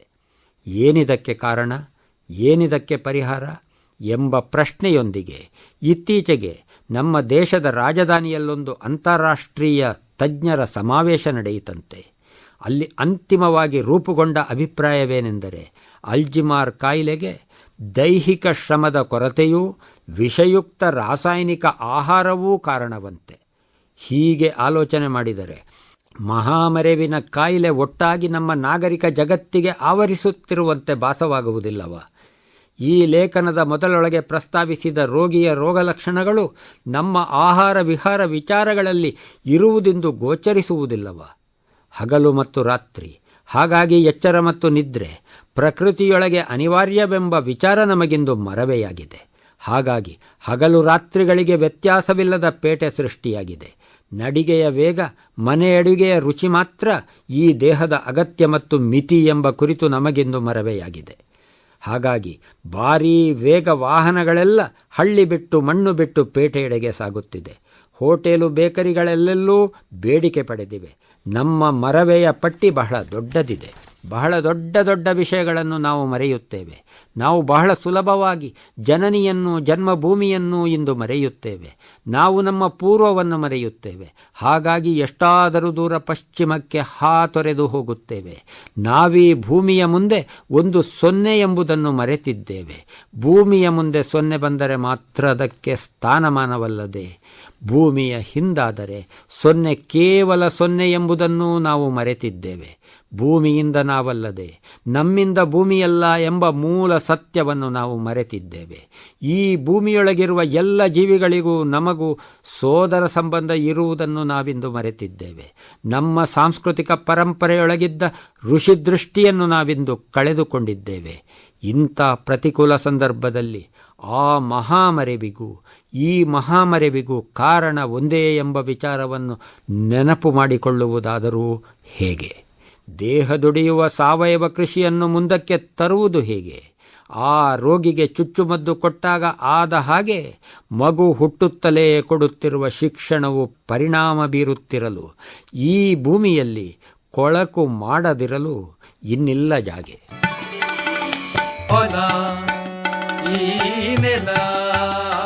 ಬದುಕು ಮಣ್ಣಿನೊಂದಿಗೆ ಬಾನುಲಿ ಸರಣಿ ಕೇಳಿದಿರಿ. ಹಸಿರ ಕೊನೆಗೆ ಹೂ ನಗೆಯಲಿ ಕೊನೆವ ಹೊನ್ನ ಫಲ. ಲೇಖನ ಹಾಗೂ ಪ್ರಸ್ತುತಿ ಕೃಷಿ ದಾರ್ಶನಿಕ ಎಪಿ ಚಂದ್ರಶೇಖರ್. ಫಲದ ಕುಳಕ್ಕೆ ಮಿದುವಾಗುವ ಮಣ್ಣಿಗೆ ಬೆಂಬಲ ಫಲ ಈ ನೆಲ. ಈ ಕಾರ್ಯಕ್ರಮ ಆಕಾಶವಾಣಿ ಮೈಸೂರು ಕೇಂದ್ರದಿಂದ ಪ್ರಸಾರವಾಯಿತು. ಆಕಾಶವಾಣಿ ಮೈಸೂರು. ಫಲ ಈ ನೆಲ ಫಲ. ಬದುಕು ಮಣ್ಣಿನೊಂದಿಗೆ ಬಾನುಲಿ ಸರಣಿ. ಹಸಿರ ಕೊನೆಗೆ ಹೂ ನಗೆಯಲಿ ಕೊನೆವ ಹೊನ್ನ ಫಲ. ಲೇಖನ ಹಾಗೂ ಪ್ರಸ್ತುತಿ ಕೃಷಿ ದಾರ್ಶನಿಕ ಎಪಿ ಚಂದ್ರಶೇಖರ್. ಫಲದ ಕುಳಕ್ಕೆ ಮಿದುವಾಗುವ ಮಣ್ಣಿಗೆ ಬೆಂಬಲ ಫಲ ಈ ನೆಲ ಫಲ ಈ ನೆಲ. ವೈಜ್ಞಾನಿಕವಾಗಿಯೂ ಆರ್ಥಿಕವಾಗಿಯೂ ನಾವು ಅಭಿವೃದ್ಧಿಯಾಗಬೇಕಾದರೆ ಪ್ರಯೋಗಶುದ್ಧ ಅಂಕಿಅಂಶಗಳ ದಾಖಲೆ ಬೇಕೆಂದು, ಈ ವಿಷಯದಲ್ಲಿ ಭಾರತೀಯರು ಸಾಧಿಸಿದ್ದು ಕಡಿಮೆಯೆಂದು, ಹಾಗಾಗಿ ವಿದೇಶಿಯರ ಮುಂದೆ ನಾವು ಮಂಕಾದೆವೆಂದೂ ಒಂದು ವಾದ ಉಂಟು. ಇದು ಹೌದೆಂದರೆ ಹೌದು, ಅಲ್ಲವೆಂದರೆ ಅಲ್ಲ. ಯಾವತ್ತಿಗಾದರೂ ಬಹುತೇಕ ಮನುಜರ ನೆನಪಿನ ಶಕ್ತಿ ಕ್ಷೀಣವೇ. ಹಾಗಾಗಿ ಪದ್ಯಗಳನ್ನು ಪದೇ ಪದೇ ಹೇಳಿ ಗಟ್ಟಿ ಮಾಡಬೇಕಾಗುತ್ತದೆ. ಗಟ್ಟು ಮಾಡುವುದು ಆಧುನಿಕ ವಿದ್ಯಾಭ್ಯಾಸದಲ್ಲಾದರೂ ಒಂದು ಕಲಿಕಾ ವಿಧಾನವಾಗಿದೆ. ಬಾರಿ ಬಾರಿಗೆ ಟ್ಯೂಷನ್ ತರಗತಿಗಳಾದರೂ ಇವೆ. ಹಾಗಾಗಿಯೇ ಪುರಾತನ ಕಾಲದಿಂದಲೂ ನಮ್ಮಲ್ಲಿ ಭಜನೆ ಸಂಕೀರ್ತನೆಗಳು ನಡೆಯುತ್ತಾ ಬಂದಿವೆ. ಬಗೆ ಬಗೆಯ ಶ್ಲೋಕಗಳು, ಮಂತ್ರಗಳು, ಸುಭಾಷಿತಗಳಾದರೂ ನಾವು ದೇವರಿಂದ, ಪರಿಸರದಿಂದ ಇದು ತನಕ ಪಡೆದ ಸುಖ ಸವಲತ್ತು ಸಂತೋಷಗಳನ್ನು ನೆನಪಿಟ್ಟು ಹೇಳುವ ಪರಿಕ್ರಮವಾಗಿದೆ. ಇಲ್ಲಿ ಕೊಟ್ಟ ದೇವರ ಕುರಿತು ಕೃತಜ್ಞತೆ ಇದೆ, ಋಣ ಸಂದಾಯಕ್ಕೆ ಪ್ರೇರಣೆ ಇದೆ. ಹಾಗಾಗಿ ಪ್ರಾರಂಭದಲ್ಲಿ ಪ್ರಸ್ತಾವಿಸಿದ ಆರೋಪವನ್ನು ಧಾರಾಳವಾಗಿ ಅಲ್ಲಗಳೆಯಬಹುದು. ಆದರೆ ಪ್ರಕೃತಿಯು ತನ್ನೊಳಗಿರುವ ಸಂಪತ್ತಿನಲ್ಲಿ ನಮಗೆ ಕೊಟ್ಟದ್ದು ಕಡಿಮೆಯೆಂದು, ಬಚ್ಚಿಟ್ಟದ್ದೇ ಜಾಸ್ತಿಯೆಂದೂ ತಿಳಿದು ಬಚ್ಚಿಟ್ಟದ್ದನ್ನು ಬಿಚ್ಚುವ ಪ್ರಯತ್ನವನ್ನು ವಿಜ್ಞಾನವೆಂದು, ಅರ್ಥಶಾಸ್ತ್ರವೆಂದು ವ್ಯಾಖ್ಯಾನಿಸುವುದಾದರೆ ಭಾರತೀಯರು ಹಿಂದೆ ಬಿದ್ದದ್ದು ನಿಜವೇ. ಈ ಸಂದರ್ಭದಲ್ಲಿ ಉಗ್ರಾಣ ಸಂಗ್ರಹ ಮತ್ತು ಅಭಾವ ನಿರ್ವಹಣೆಯನ್ನು ನಮ್ಮದೇ ಸರ್ಕಾರಗಳಾದರೂ ಆದ್ಯತೆಯ ಜವಾಬ್ದಾರಿಯೆಂದು ಮಾನ್ಯ ಮಾಡಿ ನಿರ್ವಹಿಸುವುದನ್ನು ಗಮನಿಸಿದರೆ, ಪ್ರಕೃತಿಯ ಸಂಗ್ರಹ ಸಂಪತ್ತನ್ನು ದೋಚುವುದಕ್ಕಾಗಿ ನಡೆಸುವ ಪ್ರಯೋಗ ದಾಖಲೆಗಳನ್ನು ವಿಜ್ಞಾನವೆಂದು ವಿಶ್ಲೇಷಿಸಿದ ಪರಿಣಾಮವಾಗಿ ಇದೀಗ ಉಂಟಾಗಿರುವ ಅಭಾವವನ್ನು, ಅಪಾಯವನ್ನು ಮತ್ತದೇ ವೈಜ್ಞಾನಿಕ ಅಂಕಿಅಂಶಗಳು ಸ್ಪಷ್ಟಪಡಿಸುತ್ತಿರಬೇಕಾದರೆ ಭಾರತೀಯರಲ್ಲಿದ್ದ ಅಭಿವೃದ್ಧಿ ಪಥಪಥ್ಯಗಳನ್ನು ನಾವಿಂದು ಗುರುತಿಸಬೇಕಾಗಿದೆ, ಗೌರವಿಸಬೇಕಾಗಿದೆ, ಹೆಮ್ಮೆ ಪಡಬೇಕಾಗಿದೆ, ವೈಭವೀಕರಿಸಲೂ ಬೇಕಾಗಿದೆ. ಅಂಕಿಅಂಶ ದಾಖಲೆಗಳ ಮೂಲಕ ನಮ್ಮ ನೆನಪಿನ ಶಕ್ತಿಯನ್ನು ಹೆಚ್ಚಿಸಿಕೊಳ್ಳುವ ಕುರಿತು ಚರ್ಚೆ ಮಾಡುತ್ತಿರುವ ಈ ಸಂದರ್ಭದಲ್ಲಿ ನಾವು ನಮ್ಮ ಮರೆವಿನ ಶಕ್ತಿಯನ್ನು ಕೂಡ ನೆನಪು ಮಾಡಿಕೊಳ್ಳುವುದು ಒಳ್ಳೆಯದು. ನಮ್ಮ ದೇಹಕ್ಕಾಗಲಿ ಮನಸ್ಸಿಗಾಗಲಿ ಆದ ನೋವು, ಗಾಯ ಹಾಗೆ ಮಾಸಿ ಮರೆಯಾಗದಿದ್ದರೆ ಯಾರಿಗಾದರೂ ಬದುಕು ಅಸಹನೀಯವಾಗುವ ವಿವರವನ್ನು ವಿಶ್ಲೇಷಣೆ ಮಾಡಿಕೊಳ್ಳುವುದು ಒಳ್ಳೆಯದು. ನಾವಿಂದು ಪ್ರಯೋಗಸಿದ್ಧ ಅಂಕಿಅಂಶಗಳ ಬಲದಲ್ಲಿ ಪರಿಸರಕ್ಕೆ ಮಾಡಿರುವ ಅನ್ಯಾಯ, ಆಕ್ರಮಣ, ಅತ್ಯಾಚಾರಗಳನ್ನೆಲ್ಲ ಈ ದರಿತ್ರಿ ನೆನಪಿಟ್ಟುಕೊಂಡು ಎಲ್ಲದಕ್ಕೂ ತನ್ನ ಸಾಮರ್ಥ್ಯದ ಬಲದಲ್ಲಿ ಪ್ರತೀಕಾರವನ್ನು ಮಾಡುತ್ತಿದ್ದರೆ ನಾವ್ಯಾರೂ ಇಲ್ಲಿ ಇಂದು ಬದುಕಿರಲು ಸಾಧ್ಯವಾಗುತ್ತಿರಲಿಲ್ಲ. ಹಾಗಾಗಿಯೇ ಕ್ಷಮೆಯ ದರಿತ್ರಿ ಎಂದೆನ್ನುವುದು. ಭಾರತೀಯರು ಮರೆವನ್ನು ಕೂಡ ಒಂದು ಮೌಲ್ಯವಾಗಿ ಸ್ವೀಕರಿಸಿದ್ದು. ಹಾಗಾಗಿಯೇ ಧರಿತ್ರಿಯನ್ನು ಪ್ರೀತಿಯಾದರ ಗೌರವಗಳಿಂದ ಕಾಣಲು ಎಷ್ಟು ಬೇಕೋ, ಏನು ಬೇಕೋ ಅಷ್ಟನ್ನು ಮಾತ್ರ ನೆನಪಿಟ್ಟುಕೊಂಡದ್ದು. ಅಪಾತ್ರರಿಗೆ ವಿದ್ಯಾವಿತ್ಯ ಸಾಮರ್ಥ್ಯ ಸಿದ್ಧಿಸದಂತೆ ನೋಡಿಕೊಂಡದ್ದು. ಸಮಾನ ಯೋಗ್ಯತೆ ಇದ್ದರೆ ಮಾತ್ರ ಸರಸ ಅಥವಾ ಸಮರವೆಂದು ಅಂಗೀಕರಿಸಿದ್ದು.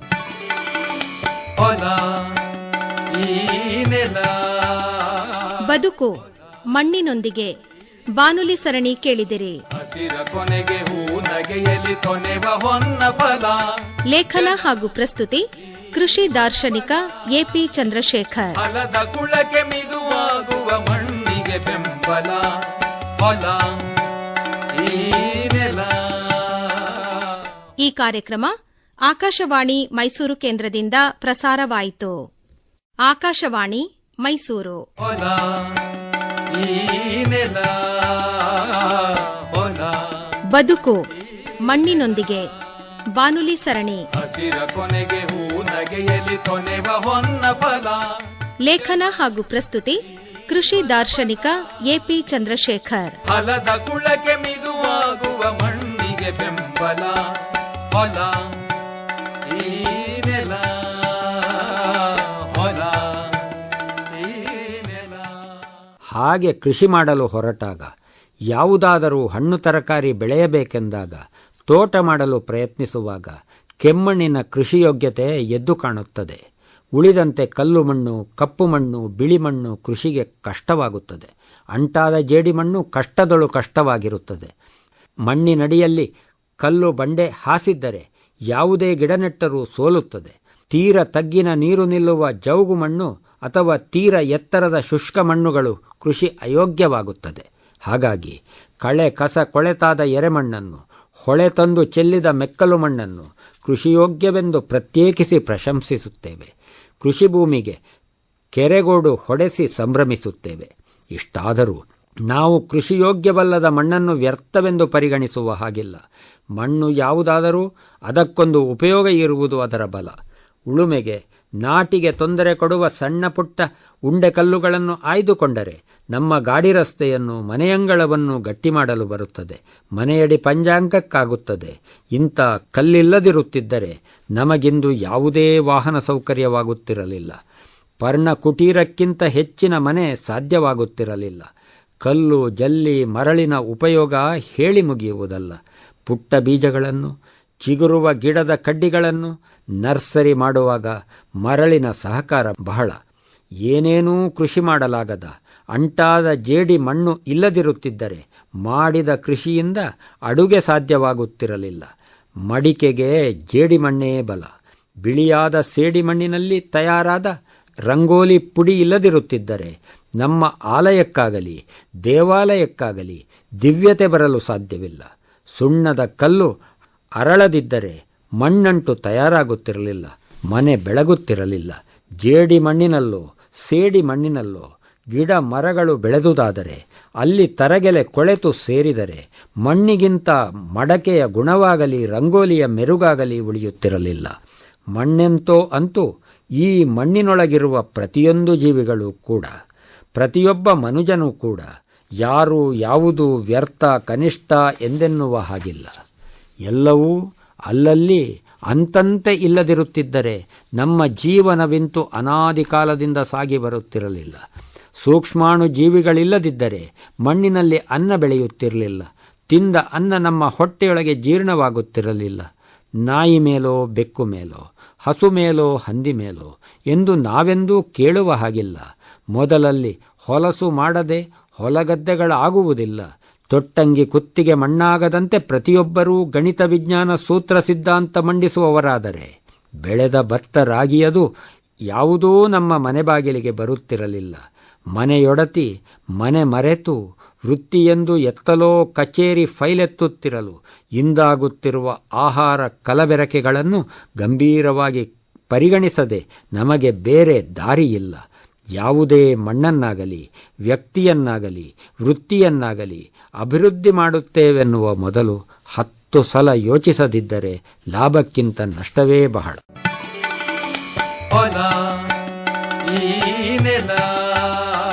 ಬದುಕು ಮಣ್ಣಿನೊಂದಿಗೆ ಬಾನುಲಿ ಸರಣಿ ಕೇಳಿದಿರಿ. ಹಸಿರ ಕೊನೆಗೆ ಹೂ ನಗೆಯಲಿ ಕೊನೆವ ಹೊನ್ನ ಫಲ.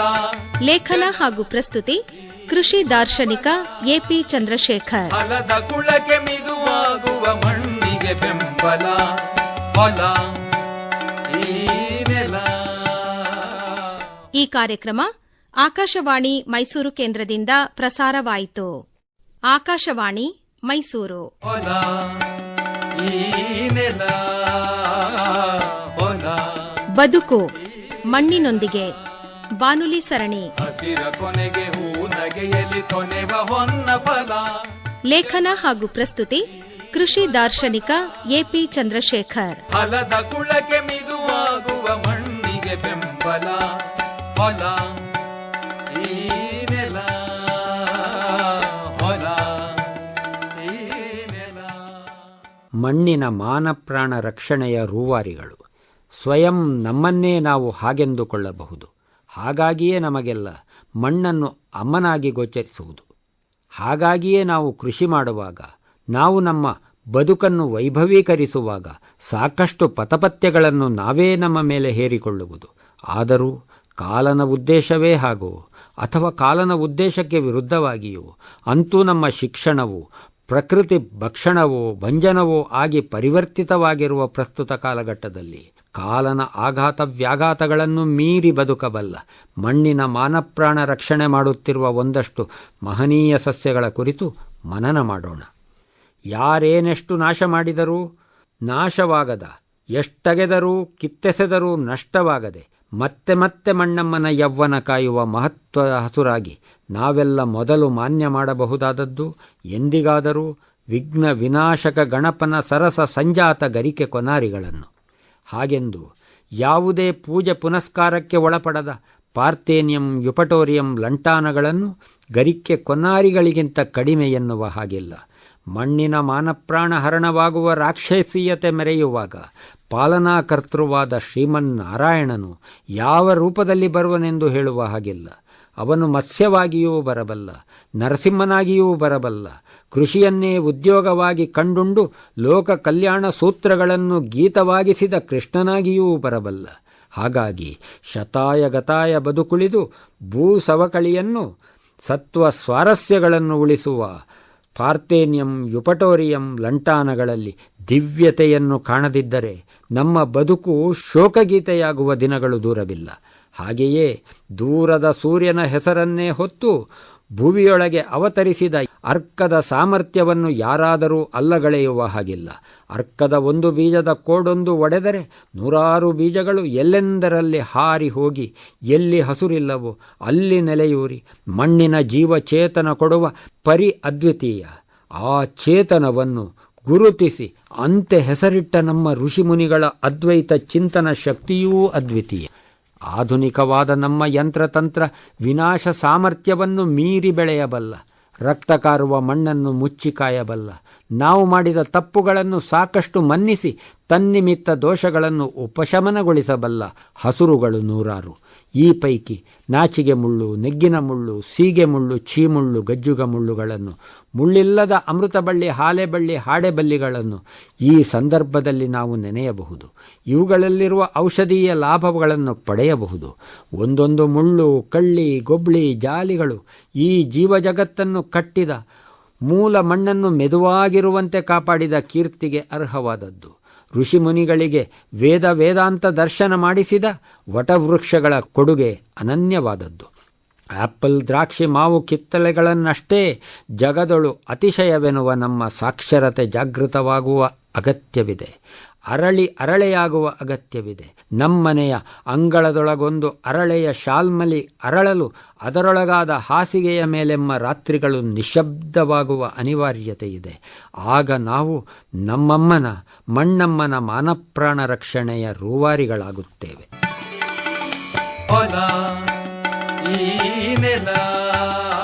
ಬದುಕು ಮಣ್ಣಿನೊಂದಿಗೆ ಬಾನುಲಿ ಸರಣಿ ಕೇಳಿದಿರಿ. ಹಸಿರ ಕೊನೆಗೆ ಹೂ ನಗೆಯಲಿ ಕೊನೆವ ಹೊನ್ನ ಫಲ. ಲೇಖನ ಹಾಗೂ ಪ್ರಸ್ತುತಿ ಕೃಷಿ ದಾರ್ಶನಿಕ ಎಪಿ ಚಂದ್ರಶೇಖರ್. ಫಲದ ಕುಳಕ್ಕೆ ಮಿದುವಾಗುವ ಮಣ್ಣಿಗೆ ಬೆಂಬಲ ಫಲ ಈ ನೆಲ. ಈ ಕಾರ್ಯಕ್ರಮ ಆಕಾಶವಾಣಿ ಮೈಸೂರು ಕೇಂದ್ರದಿಂದ ಪ್ರಸಾರವಾಯಿತು. ಆಕಾಶವಾಣಿ ಮೈಸೂರು. ಫಲ ಈ ನೆಲ ಹೊಲ. ಬದುಕು ಮಣ್ಣಿನೊಂದಿಗೆ ಬಾನುಲಿ ಸರಣಿ. ಹಸಿರ ಕೊನೆಗೆ ಹೂ ನಗೆಯಲಿ ಕೊನೆವ ಹೊನ್ನ ಫಲ. ಲೇಖನ ಹಾಗೂ ಪ್ರಸ್ತುತಿ ಕೃಷಿ ದಾರ್ಶನಿಕ ಎಪಿ ಚಂದ್ರಶೇಖರ್. ಫಲದ ಕುಳಕ್ಕೆ ಮಿದುವಾಗುವ ಮಣ್ಣಿಗೆ ಬೆಂಬಲ ಹೊಲ ಈ ನೆಲ ಹೊಲ ಈ ನೆಲ. ನಮ್ಮ ದೇಹ ಮಣ್ಣಿನಿಂದಾದದ್ದು. ನಮ್ಮ ಬದುಕು ಕೂಡ ಮಣ್ಣಿನಿಂದಲೇ ಆಗುವುದು. ಮಣ್ಣಿನಲ್ಲಿ ಬದುಕುವ ಹಾಲು, ಹಣ್ಣು, ಕಾಳು, ತರಕಾರಿಗಳು ತರಾವಳಿ ನಮ್ಮ ಬದುಕಿಗೆ ಬೇಕು. ಇಂಥ ಕೆಲವು ನಿತ್ಯೋಪಯೋಗಿ ಆಹಾರ ವಸ್ತುಗಳ ಕೃಷಿ ಆರ್ಥಿಕತೆಯನ್ನು ಈಗ ಗಮನಿಸೋಣ. ಹೇಗೆ ನೋಡಿದರೂ ನಮ್ಮ ಆಹಾರ ಮೂಲ ಮಣ್ಣು ಮತ್ತು ಉಳಿದ ಭೂತಗಳಲ್ಲದೆ ನಾವಲ್ಲ. ಇವ್ಯಾವುದೂ ನಮ್ಮ ವಿತ್ತವಿದ್ಯಾವಿಜ್ಞಾನ ಪ್ರಯೋಗಗಳ ಫಲಿತಾಂಶವೇನೂ ಅಲ್ಲ. ಹಾಗಾಗಿ ಹಾಲು ಕೊಡುವ ಹಸುವನ್ನು ಕುರಿತಾಗಿ ಮಾತನಾಡುವುದಾದರೆ ಅದು ತಾನಾಗಿ ಬೆಳೆಯುವ ಹುಲ್ಲು ಮೇಯುತ್ತದೆ, ಮಳೆಯಾಗಿ ಹರಿವ ನೀರು ಕುಡಿಯುತ್ತದೆ, ಯೌವನದ ಫಲವಾಗಿ ಕರು ಹುಟ್ಟುತ್ತದೆ, ಹಾಲು ಕೊಡುತ್ತದೆ. ಇಂಥ ಹಸುವನ್ನು ನಾವೊಂದಷ್ಟು ಮುದ್ದು ಮಾಡಿ ಹಾಲು ಕರೆದುಂಡರದು 100ಕ್ಕೆ 100 ಲಾಭ. ನಾವು ತಿನ್ನಲಾಗದ ಹುಲ್ಲು ನಾವು ಕುಡಿಯುವ ಹಾಲಾಗಿ ಒದಗಿದೊಡೆ ಅದು ಲಾಭ. ಆದರೆ ಇಂದು ಹಾಗಾಗುತ್ತಿಲ್ಲ. 1 ಲೀಟರ್ ಹಾಲಿನ ಉತ್ಪಾದನೆಗೆ 500 ಲೀಟರ್ ತೂತುಬಾವಿಯ ನೀರು ಬೇಕು, 50 ರೂಪಾಯಿ ಕೂಲಿ ಬೇಕು. ಆದರೆ ಡೈರಿಯಲ್ಲಿ ರೈತನಿಗೆ ಸಿಗುವುದು ಕೇವಲ 30. ಡೈರಿಗೆ 10, ಗ್ರಾಹಕನಿಗೆ 10. ಲಾಭವು ಯಾವತ್ತು? ಮಳೆಗಾಲದಲ್ಲಿ ಬೀನ್ಸ್ ಬಹಳ ಚೆನ್ನಾಗಿ ಬರುತ್ತದೆ. ನಾವು ನಮಗಾಗಿ ಪ್ರತಿ ವರ್ಷ ಬೀನ್ಸ್ ಬೆಳೆಸುತ್ತೇವೆ.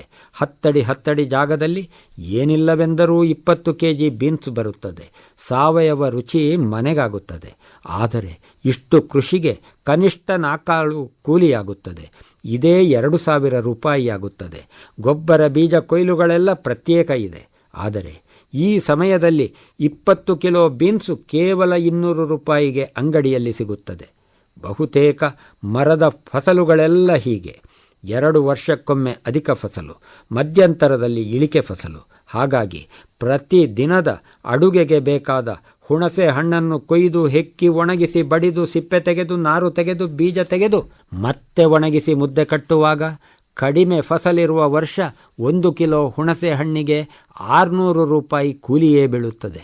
ಅಧಿಕ ಫಸಲಿನ ವರ್ಷವಾದರೂ 400 ರೂಪಾಯಿ ಕೂಲಿಯಾಗುತ್ತದೆ. ಮರ ನೆಟ್ಟು ಬೆಳೆಸಿದ ಉಳಿಸಿದ ಗೌರವದ ಬೆಲೆ ಪ್ರತ್ಯೇಕ ಇದೆ. ಆದರೆ ಸೀಸನ್ನಿನಲ್ಲಿ ಹುಣಸೆ ಹಣ್ಣು ಮಾರುಕಟ್ಟೆಯಲ್ಲಿ 100 ರೂಪಾಯಿಗೆಲ್ಲ ಸಿಗುತ್ತಿರುತ್ತದೆ, ಹೆಚ್ಚೆಂದರೆ 200 ರೂಪಾಯಿ ಆಗುತ್ತದೆ. ಹೀಗೆ ಯಾವುದೇ ಕೃಷಿ ಉತ್ಪನ್ನವನ್ನು ಹಿಡಿದು ಲೆಕ್ಕ ಮಾಡಿದರೂ ರೈತರ ಶೋಷಣೆ, ಮಣ್ಣಿನ ಶೋಷಣೆ, ಜೀವ ಜಗತ್ತಿನ ಶೋಷಣೆ ಎದ್ದು ಕಾಣುತ್ತದೆ. ಹಾಗಾಗಿ ಇಂದೆಲ್ಲ ಬುದ್ಧಿವಂತರು ಕೃಷಿ ಬಿಟ್ಟಿದ್ದಾರೆ, ಹಳ್ಳಿ ಬಿಟ್ಟಿದ್ದಾರೆ, ಮಣ್ಣು ಬಿಟ್ಟಿದ್ದಾರೆ, ಪೇಟೆ ಕಟ್ಟಿದ್ದಾರೆ. ಯಾರಿಗೆ ಯಾರೋ ಬಿಟ್ಟಿ ಚಾಕ್ರಿ ಮಾಡುವುದನ್ನು ಉದ್ಯೋಗವೆನ್ನುತ್ತಾರೆ. ಇಂಥ ಬದುಕನ್ನು ಬುದ್ಧಿವಂತಿಕೆ ಎನ್ನುವುದಾದರೆ ಮಣ್ಣಿನೊಂದಿಗೆ ಬದುಕುವ ರೈತರಿಗೆ ಇನ್ನು ಬದುಕು ಹೇಗೆ? ಬದುಕಿಸುವ ಮಣ್ಣಿಗೆ, ಮರಗಿಡಗಳಿಗೆ, ಖಗ ಮೃಗಗಳಿಗೆ ಬದುಕು ಹೇಗೆ? ಸಮಾನವಾಗಿ ಎಲ್ಲರೂ ಮಣ್ಣಿನೊಂದಿಗೆ ದುಡಿಯದೆ, ಬದುಕದೆ ಸ್ತ್ರೀ ಸಮಾನತೆ, ಜಾತಿ ಸಮಾನತೆ, ಭಾಷಾ ಸಮಾನತೆ, ವಿದ್ಯಾ ವಿತ್ತ ವೈಭವಗಳ ಅನುಕೂಲತೆ ಎಂದು ಯಾರು ಏನು ಎಷ್ಟು ಹೋರಾಡಿದರೂ ಜಾರಿದ ಬದುಕಿನಲ್ಲಿ, ಜಾರಿದ ಮಣ್ಣಿನಲ್ಲಿ ಇದನ್ನು ಸಾಧಿಸುವುದು ಹೇಗೆ?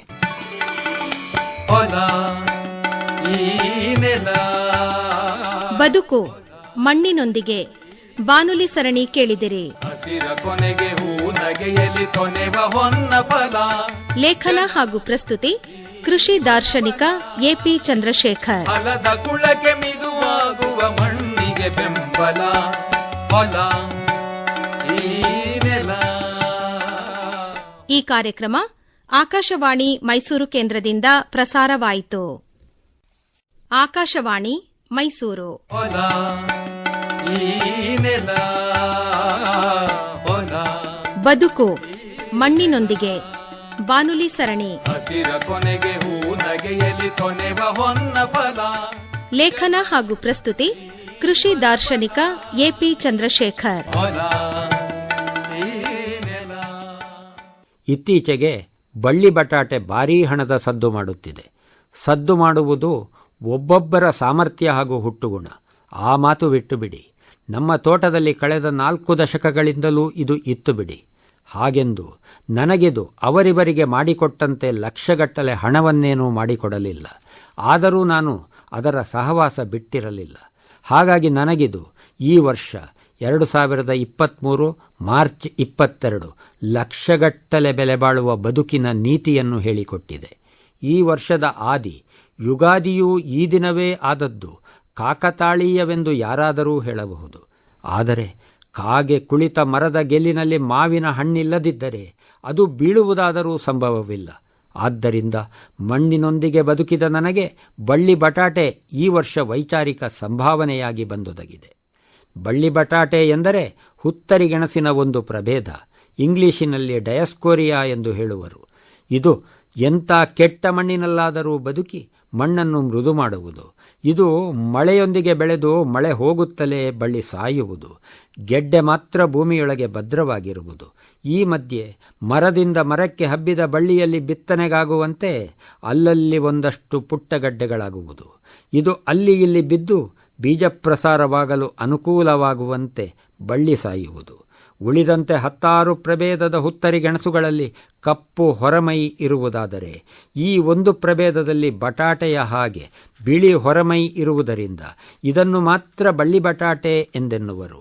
ಬಿಳಿಯರು ತಂದದ್ದು, ಬಿಳಿಯರು ತಿನ್ನುವಂಥದ್ದು ಎಂದೆನ್ನುವ ಕಾರಣಕ್ಕೆ ಬಟಾಟೆಗೆ ನಮ್ಮವರು ಕೊಟ್ಟ ಗೌರವದ ಕಾರಣವಾಗಿ ಈ ಬಳ್ಳಿ ಬಟಾಟೆಗೂ ಭಾರೀ ಹಣವನ್ನು ಕಟ್ಟಿ ಆರ್ಥಿಕ ತಜ್ಞರು ಶಬ್ದ ಮಾಡುವಂತಾದದ್ದು. ಇಂಥ 2 ಬಳ್ಳಿ ಬಟಾಟೆಗಳನ್ನು ಕಳೆದ ವರ್ಷದ ಕೊನೆಗೆ ಬಿತ್ತನೆಗೆಂದು ಮನೆಯೊಳಗೆ ತೆಗೆದಿಟ್ಟಿದ್ದೆ. ಅದು ಈ ವರ್ಷ ಫೆಬ್ರವರಿ ಕೊನೆಗಾಗುವಾಗ ಮೊಳೆಯಲು ಹೊರಟಿತ್ತು. ಆದರೆ ಕಾರಣಾಂತರಗಳಿಂದ ಇದನ್ನು ನೆಡಲಾಗಲಿಲ್ಲ. ಹೀಗಿರಲು 3 ವಾರಗಳಲ್ಲಿ ಅದು 3 ಇಂಚು ಬೆಳೆದಿತ್ತು. ಇದನ್ನು ಗಮನಿಸಿದ ನಾನು ಆತುರಾತುರವಾಗಿ ಯುಗಾದಿಯ ಹಿಂದಿನ ದಿನ ಯುಕ್ತ ಜಾಗದಲ್ಲಿ ಮರವೊಂದು ಆಸರೆಯಾಗಿರುವಂತೆ ಗುಂಡಿ ಮಾಡಿ ನೆಟ್ಟೆ. ನೀರು ಕೊಟ್ಟೆ, ಕಸದ ಮುಚ್ಚಿಗೆ ಇಟ್ಟೆ. ಮುಂದೆ ಒಂದೇ ಒಂದು ದಿನ, ಯುಗಾದಿಯ ದಿನ ನೋಡುತ್ತೇನೆ, ಏನಾಶ್ಚರ್ಯ, 3 ವಾರಗಳಲ್ಲಿ ಬೆಳೆದಷ್ಟು ಒಂದೇ ದಿನದಲ್ಲಿ ಬೆಳೆದಿತ್ತು. ಇದು ಮಣ್ಣಿನ ತಾಕತ್ತು. ಬಿತ್ತಿಗೂ ಇದು ಗೊತ್ತು. ಮಣ್ಣು ಮುಟ್ಟಿದ ಕೂಡಲೇ ಇದಕ್ಕೂ ಬಂದಿತ್ತು ಪ್ರತಿಭೆಯ ಗತ್ತು. ಇಂಥ ನಿದರ್ಶನಗಳನ್ನು ಜೀವಜಗತ್ತಿನಲ್ಲಿ ಎಲ್ಲಿ ನೋಡಿದರೂ ಗಮನಿಸಬಹುದು. ನಾವೆಲ್ಲ ಮಣ್ಣಿಗೆ ಹಂಬಲಿಸಿ ಬೆಂಬಲಿಸಿ ಬದುಕಬೇಕೆನ್ನುವ ಪಾಠ ಹೇಳುವುದಕ್ಕಾಗಿಯೇ ಯುಗಾದಿ ಎಂಬ ಹಬ್ಬವಾದರೂ ಇರುವುದು. ಸಮ ಹಗಲು ರಾತ್ರಿಯ ದಿನವಿದು. ಮುಂದೆ ಹಗಲು ದೊಡ್ಡದಾಗುತ್ತಾ ಹೋಗುವುದಾದರೂ ಎರಡನ್ನೂ ಸಮಾನವಾಗಿ ನೋಡಬೇಕೆಂದು ತಿಳಿಸಿ ಹೇಳುವ ದಿನವಿದು. ಕಷ್ಟ ಸುಖಗಳನ್ನು ಸಮಾನವಾಗಿ ಕಾಣಬೇಕೆಂದು ಪ್ರತಿಪಾದಿಸುವ ದಿನವಿದು. ಬೇವು ಬೆಲ್ಲಗಳನ್ನು ಒಟ್ಟಾಗಿ ಸವಿದು ಪ್ರಕೃತಿ ಮತ್ತು ಸಂಸ್ಕೃತಿಯನ್ನು ಸಮಾನವಾಗಿ ಸಂಭ್ರಮಿಸುವಂತೆ ಪಾಠ ಹೇಳುವ ದಿನವಿದು. ಇಂಥ ಶುಭ ದಿನದಲ್ಲಿ ಪ್ರಕೃತಿಯನ್ನು ಅರ್ಥ ಮಾಡಿಕೊಂಡರೆ ಇದು ಆರ್ಥಿಕತೆ ಎಂಬುದಾಗಿ ಬಳ್ಳಿ ಬಟಾಟೆ ನನಗೆ ತಾ ಮೊಳೆ ಬೆಳೆದು ತೋರಿತ್ತು. ಲಕ್ಷಗಟ್ಟಲೆ ಕೊಟ್ಟ ಶಾಲೆ ಕಾಲೇಜುಗಳಲ್ಲಿ ಆಗದ ಪಾಠ, ಜೀವನ ಪಾಠ ಮಣ್ಣಿನ ಸಂಘದಲ್ಲಿ ಆಗಿತ್ತು. ಮಣ್ಣಿನೊಂದಿಗಿರುವ ನನ್ನ ಬದುಕಿನ ಸಾರ್ಥಕ ಕ್ಷಣವಿದಾಗಿತ್ತು. ಇದರ ಬೆಲೆ ಲಕ್ಷಗಳಲ್ಲಿತ್ತು. ಲಕ್ಷ ಮಣ್ಣಿನೆಡೆಗಿಲ್ಲದಿದ್ದರೆ ಮನೆಯೊಳಗೆ ಎಷ್ಟು ನೋಟಿನ ಲಕ್ಷವಿದ್ದರೂ ಅದು ಕೊಳೆತು ಹೋಗುವುದೆಂದು ಹೇಳುವಂತಿತ್ತು. ಮನೆಯಿಂದ ಮಣ್ಣಿಗೆ ಬಂದು ಚಿಗುರಡೆದ ಬಳ್ಳಿ ಬಟಾಟೆ ತಾ ಮೌನದೊಳು ಆಡಿದ ಮಾತು ನನ್ನನ್ನು ಅತ್ತ ಸೆಳೆದಿತ್ತು. ಈ ವರ್ಷದ ಯುಗಾದಿ ಈ ರೀತಿಯೊಳು ವಿಶೇಷವಾಯಿತು.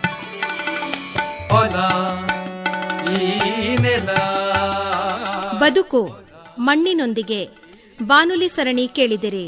ಲೇಖನ ಹಾಗೂ ಪ್ರಸ್ತುತಿ ಕೃಷಿ ದಾರ್ಶನಿಕ ಎಪಿ ಚಂದ್ರಶೇಖರ್. ಈ ಕಾರ್ಯಕ್ರಮ ಆಕಾಶವಾಣಿ ಮೈಸೂರು ಕೇಂದ್ರದಿಂದ ಪ್ರಸಾರವಾಯಿತು. ಆಕಾಶವಾಣಿ ಮೈಸೂರು.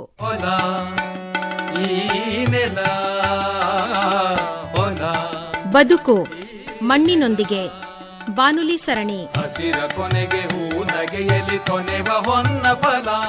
ಲೇಖನ ಹಾಗೂ ಪ್ರಸ್ತುತಿ ಕೃಷಿ ದಾರ್ಶನಿಕ ಎಪಿ ಚಂದ್ರಶೇಖರ್. ಫಲದ ಕುಳಕ್ಕೆ ಮಿದುವಾಗುವ ಮಣ್ಣಿಗೆ ಬೆಂಬಲ. ಹೊಲ ಈ ನೆಲ, ಹೊಲ ಈ ನೆಲ. ನಾನೊಮ್ಮೆ ಹೊಟ್ಟು ಬೀಸೋದ ಅಂಗಡಿಯ ಮುಂದೆ ಕುಳಿತಿದ್ದೆ. ನನ್ನ ವಾಹನಕ್ಕೆ 2 ಮೂಟೆ ಬೂಸ ತುಂಬಿಸಬೇಕಾಗಿತ್ತು. ಆದರೆ ಅಂಗಡಿಯಲ್ಲಿ ಬೂಸ ಖಾಲಿಯಾಗಿತ್ತು. ಇನ್ನೇನು ಆಟೋದಲ್ಲಿ ಬರುವುದರಲ್ಲಿತ್ತು. ಹಾಗಾಗಿ ನಾನು ಅಂಗಡಿಯ ಮುಂದೆ ಕಾಯುತ್ತಾ ಕುಳಿತಿದ್ದೆ. ಅಷ್ಟರಲ್ಲಿ ಆಟೋ ಬಂತು. ಆದರದು ಅಂಗಡಿಕಾರ ನಿರೀಕ್ಷಿಸಿದ ಬೂಸ ತುಂಬಿದ ಆಟೋ ಆಗಿರಲಿಲ್ಲ. ಆದರೆ ಅದರೊಳಗಿದ್ದ ಮೂಟೆಗಳು ಬೂಸದಂತೆಯೇ ಕಾಣುತ್ತಿದ್ದವು. ಒಳಗಿದ್ದವರಿಬ್ಬರು ಇಳಿದು ಬಂದು ತಾವೊಂದು ಪ್ರಾತ್ಯಕ್ಷಿಕೆ ಮಾಡಿ ತೋರುವುದಾಗಿ ಹೇಳಿದರು. ನನ್ನ ವಾಹನವನ್ನು ತುಸು ಹಿಂದೆ ಸರಿಸಲು ಹೇಳಿದರು. ಡಾಂಬರು ಮಾರ್ಗದ ಮೇಲೊಂದಷ್ಟು ಪುಡಿಯನ್ನು ಚೆಲ್ಲಿದರು. ತೇಟ್ ಅದೇ ಬೂಸದಂತಿರುವ ಪುಡಿ, 2 ಹಿಡಿ. ದನಗಳಿಗೆ ಕೊಡಬೇಕಾದುದನ್ನು ನೆಲದ ಮೇಲೇಕೆ ಎರಚಿದರೆಂದು ತಿಳಿಯದೆ ನಾವೆಲ್ಲ ಕುತೂಹಲ ಆಶ್ಚರ್ಯಗಳಿಂದ ನೋಡುತ್ತಿದ್ದೆವು. ಅಷ್ಟರಲ್ಲಿ ನಮಗೆ ಇನ್ನಷ್ಟು ಆಶ್ಚರ್ಯ ಕಾದಿತ್ತು. ಮಾವುಟಿ ಹಿಡಿದು ನೆಲವನ್ನು ಕೊಚ್ಚಿ ತೋರಿದರು. 4 ಸಾಲು ಉತ್ತು ಮೆತ್ತಗಾದ ಮಣ್ಣಿನಂತಾಗಿತ್ತು. ಆ ಮಾರ್ಗದ ಮೇಲೆ ಸಾಲು ಮಾಡಿ ಎಂಥ ತರಕಾರಿಯನ್ನಾದರೂ ಹಾಕುವಂತಿತ್ತು.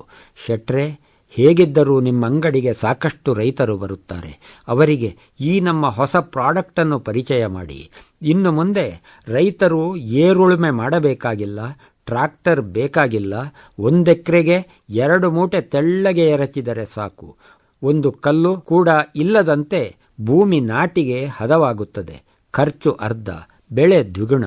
ವ್ಯಕ್ತಿಗೂ ಲಾಭ, ಪರಿಸರಕ್ಕೂ ಲಾಭ. ನಿಮಗೂ ಒಳ್ಳೆ ಡಿಸ್ಕೌಂಟ್ ಕೊಡುತ್ತೇವೆ. ಇದರಿಂದ ಮನುಷ್ಯನಿಗಾಗಲಿ ಪ್ರಾಣಿಗಳಿಗಾಗಲಿ ಏನೂ ತೊಂದರೆ ಇಲ್ಲ. ಅಕಸ್ಮಾತ್ ದನಗಳು ತಿಂದರೂ ಏನಾಗುವುದಿಲ್ಲ. ಕಂಪೆನಿ ಮಂದಿ ಹೇಳುತ್ತಿರುವುದನ್ನು ನೆರೆದ ಜನ ದಂಗಾಗಿ ಕೇಳುತ್ತಿರಲು ಅಂಗಡಿ ಶೆಟ್ರು ಒಂದು ಬಾಣ ಎಸೆದೇ ಬಿಟ್ಟರು. ಎಲ್ಲ ಸರಿ. ಈಗ ಇಲ್ಲಿ ಹಾಳಾದ ಮಾರ್ಗವನ್ನು ಸರಿ ಮಾಡುವುದು ಯಾರ ಜವಾಬ್ದಾರಿ ಎಂದು ಶೆಟ್ರು ಕೇಳುತ್ತಿರುವಂತೆ ಕಂಪೆನಿ ಕಾರ ಇನ್ನೊಂದು ತರಹದ ಮೂಟೆ ಎತ್ತಿ ತಂದು ಅದರೊಳಗಿಂದ 2 ಹಿಡಿ ತೆಗೆದು ಎರಚಿದರು. ಚಮತ್ಕಾರವೇನೆನ್ನುತ್ತೀರಿ? ಪುಡಿ ಪುಡಿಯಾಗಿದ್ದ ಡಾಮರು ಮಾರ್ಗ ಮತ್ತೆ ಇಡಿಯಾಗಿತ್ತು, ಮೊದಲಿನಂತಾಗಿತ್ತು. ಇನ್ನು ಮುಂದೆ ಹಳ್ಳಿ ಮಂದಿ ಕೊಚ್ಚೆ ರಸ್ತೆಯಲ್ಲಿ ಓಡಾಡಬೇಕಾಗಿಲ್ಲ. ಒಕ್ಕಣೆ ಕಣ ಮಾಡಲು ಕಷ್ಟವಿಲ್ಲ. ಎಲ್ಲಿ ಬೇಕೋ ಅಲ್ಲಿ ಹಾಗೆ ಮಣ್ಣಿನ ಮೇಲೆ ಅದೇ ರೀತಿ ಎಕರೆಗೆ 2 ಮೂಟೆ ಪ್ರಮಾಣದಲ್ಲಿ ಚೆಲ್ಲಿದರಾಯಿತು. ಎಂಥ ಮೆಕ್ಕಲು ಮಾರ್ಗವಾದರೂ ಕ್ಷಣಾರ್ಧದಲ್ಲಿ ಡಾಂಬರು ಮಾರ್ಗವಾಗಿ ಬಿಡುತ್ತದೆ. ಇದರಿಂದಾಗುವ ಪರಿಸರ ಲಾಭ ಎಷ್ಟೆಣಿಸಿದಷ್ಟೂ ಕಮ್ಮಿಯೇ.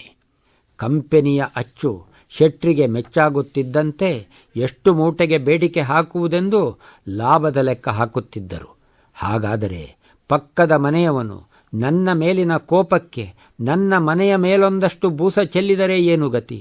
ಯಾರೋ ಪೋಖರಿ ತೋಟದೊಳಗೋ ಕಾಡೊಳಗೋ ಚೆಲ್ಲಿ ಬಂದರೆ ಏನಾದೀತು? ಮಣ್ಣಿನೊಂದಿಗೆ ಮೈ ಮಣ್ಣಾಗಿ ಬದುಕಬೇಕಾದ ನಮ್ಮ ಬದುಕು ಇಷ್ಟು ಸುಲಭವಾಗಲು ಸಾಧ್ಯವೇ? ಇದು ಸಾಧುವೇ? ಬದುಕನ್ನು ಸುಲಭಗೊಳಿಸಲು ಇದು ತನಕ ನಡೆದ ಪ್ರಯತ್ನಗಳು ಹಾಗೆ ಬದುಕನ್ನು ಮಣ್ಣನ್ನು ಸತ್ವಹೀನಗೊಳಿಸುತ್ತಿರಲು ಈ ಹೊಸ ಬೂಸ ಇನ್ನೇನು ಮಾಡಲಿರುವುದೋ ಎಂದು ಮೊದಲಾಗಿ ಪ್ರಶ್ನಾ ತರಂಗಗಳು ನನ್ನೊಳಗೆ ಏಳುತ್ತಿರುವಂತೆ ನಾನು ಗಾಬರಿಯಿಂದ ಎದ್ದು ಕುಳಿತೆ. ಇದು ಕನಸೇ ಆದರೂ ನಿದ್ರೆಯಳಿವಂತೆ ನೆನಪಾಗುತ್ತದೆ ಮತ್ತೆ ಮತ್ತೆ.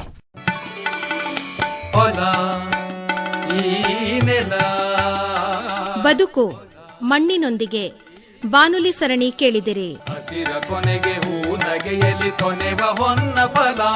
ಲೇಖನ ಹಾಗೂ ಪ್ರಸ್ತುತಿ ಕೃಷಿ ದಾರ್ಶನಿಕ ಎಪಿ ಚಂದ್ರಶೇಖರ್. ಫಲದ ಕುಳಕ್ಕೆ ಮಿದುವಾಗುವ ಮಣ್ಣಿಗೆ ಬೆಂಬಲ. ಹೊಲ ಈ ನೆಲ. ಈ ಕಾರ್ಯಕ್ರಮ ಆಕಾಶವಾಣಿ ಮೈಸೂರು ಕೇಂದ್ರದಿಂದ ಪ್ರಸಾರವಾಯಿತು.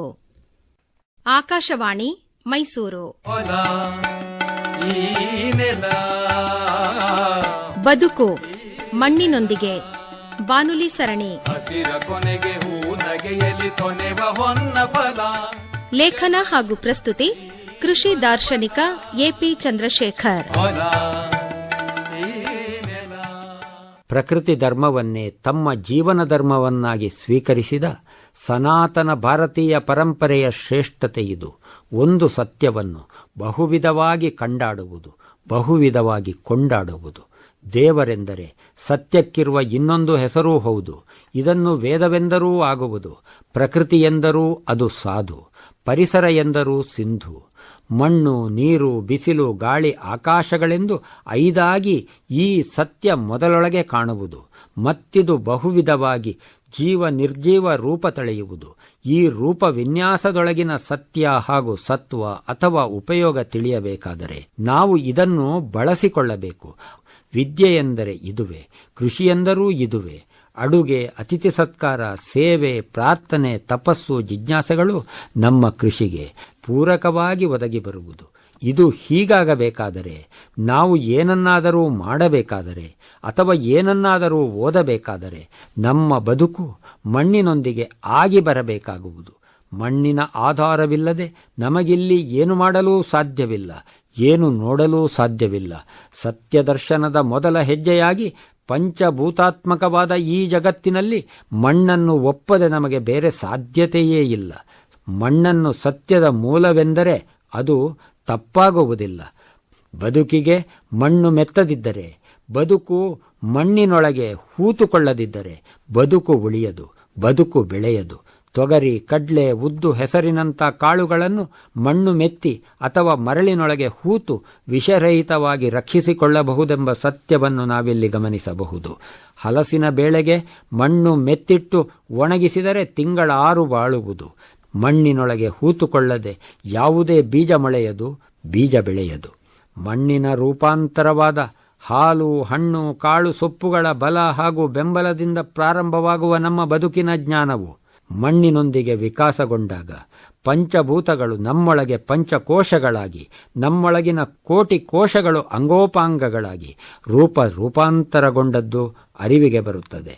ಅರಿವಿನ ವಿಸ್ತಾರದಲ್ಲಿ ಇಲ್ಲಿರುವ ಎಲ್ಲವೂ ಉಪಯುಕ್ತವೆಂದು, ಉದ್ದೇಶಪೂರ್ವಕವೆಂದು ಗೊತ್ತಾಗುತ್ತದೆ. ಎಲ್ಲವೂ ಪ್ರಕೃತಿಯ ಅವಿಭಾಜ್ಯ ಅನಿವಾರ್ಯ ಅಂಗೋಪಾಂಗಗಳಾಗಿ ಗೋಚರಿಸುತ್ತವೆ. ಪ್ರಕೃತಿಯೊಳಗೆ ಎಲ್ಲೆಲ್ಲೂ ಕಾಣುವ ದಿವ್ಯತೆಯ ಪೂಜೆಯು ದೇವರ ಪೂಜೆಯಾಗಿ ರೂಪ ಪಡೆಯುತ್ತದೆ. ದೇವರ ಪೂಜೆಯು ನಮ್ಮನ್ನು ಪ್ರಕೃತಿಯೆಡೆಗೆ ನೋಡುವಂತೆ, ಕೂಡುವಂತೆ ಮಾಡುತ್ತದೆ. ಇದು ಏನಕ್ಕೆ ಒಳ್ಳೆಯದು ಎಂಬ ಬಾಯಿಪಾಠದ ಪ್ರಶ್ನೆ ಬಿದ್ದು ಹೋಗುತ್ತದೆ. ಬ್ಯಾಲೆನ್ಸ್ ಡಯಟ್, ನ್ಯೂಟ್ರಿಯೆಂಟ್, ಮೈಕ್ರೋನ್ಯೂಟ್ರಿಯೆಂಟ್, ಮಣ್ಣು ಪರೀಕ್ಷೆ, ಹಣ್ಣು ಪರೀಕ್ಷೆಯ ಫಲಿತಾಂಶದ ಮೇಲೆ ಬದುಕು ಕಟ್ಟಲಾಗುವುದಿಲ್ಲವೆಂಬ ಸತ್ಯ ಗೋಚರಿಸುತ್ತದೆ. ನಮ್ಮ ವಿಚಾರವು ಮಣ್ಣಿನೊಳಗೆ ಎದ್ದು ಬೆಳೆಯುವ ಮರದಂತೆ ಮೇಲೆದ್ದು ಇದ್ದಲ್ಲೇ ಇದ್ದು ಆದರೂ ಆಕಾಶದೆತ್ತರದಲ್ಲಿ ಬೆಳೆದು ದ್ಯುತಿ ಸಂಶ್ಲೇಷಣೆ ಮಾಡಿದಾಗ ಅಲ್ಲಿ ಸತ್ಯ ಸಂಶ್ಲೇಷಣೆಗೊಳ್ಳುತ್ತದೆ. ಸತ್ಯ ಸದಾ ಸ್ವಾವಲಂಬಿಯಾಗಿದೆ. ಪ್ರಕೃತಿ ಸಂಯೋಜನೆಯಿಂದ ಮಾತ್ರ ಸತ್ಯ ಸಾಕ್ಷಾತ್ಕಾರವಾಗುತ್ತದೆ. ಪ್ರಕೃತಿಯೊಳಗಿರುವ ಪ್ರತಿಯೊಂದೂ ಸತ್ವಾಂಶವಾಗಿ, ಮೇವಾಗಿ, ಗೊಬ್ಬರವಾಗಿ, ಆಹಾರವಾಗಿ, ಔಷಧಿಯಾಗಿ, ಅಲಂಕಾರವಾಗಿ, ಮೋದಕವಾಗಿ, ಚೋದಕವಾಗಿ, ಗುಣವಾಗಿ, ಬಣ್ಣವಾಗಿ, ಬಗೆ ಬಗೆಯಾಗಿ ಸತ್ಯ ಸ್ಪಷ್ಟಗೊಳ್ಳುತ್ತದೆ. ಪ್ರಕೃತಿ ಮತ್ತು ದೇವರ ಅವಿನಾದ್ವೈತ ಸಂಬಂಧವು ಅರ್ಥವಾಗುವುದೇ ಆರ್ಥಿಕತೆ ಎಂದೆನಿಸುತ್ತದೆ.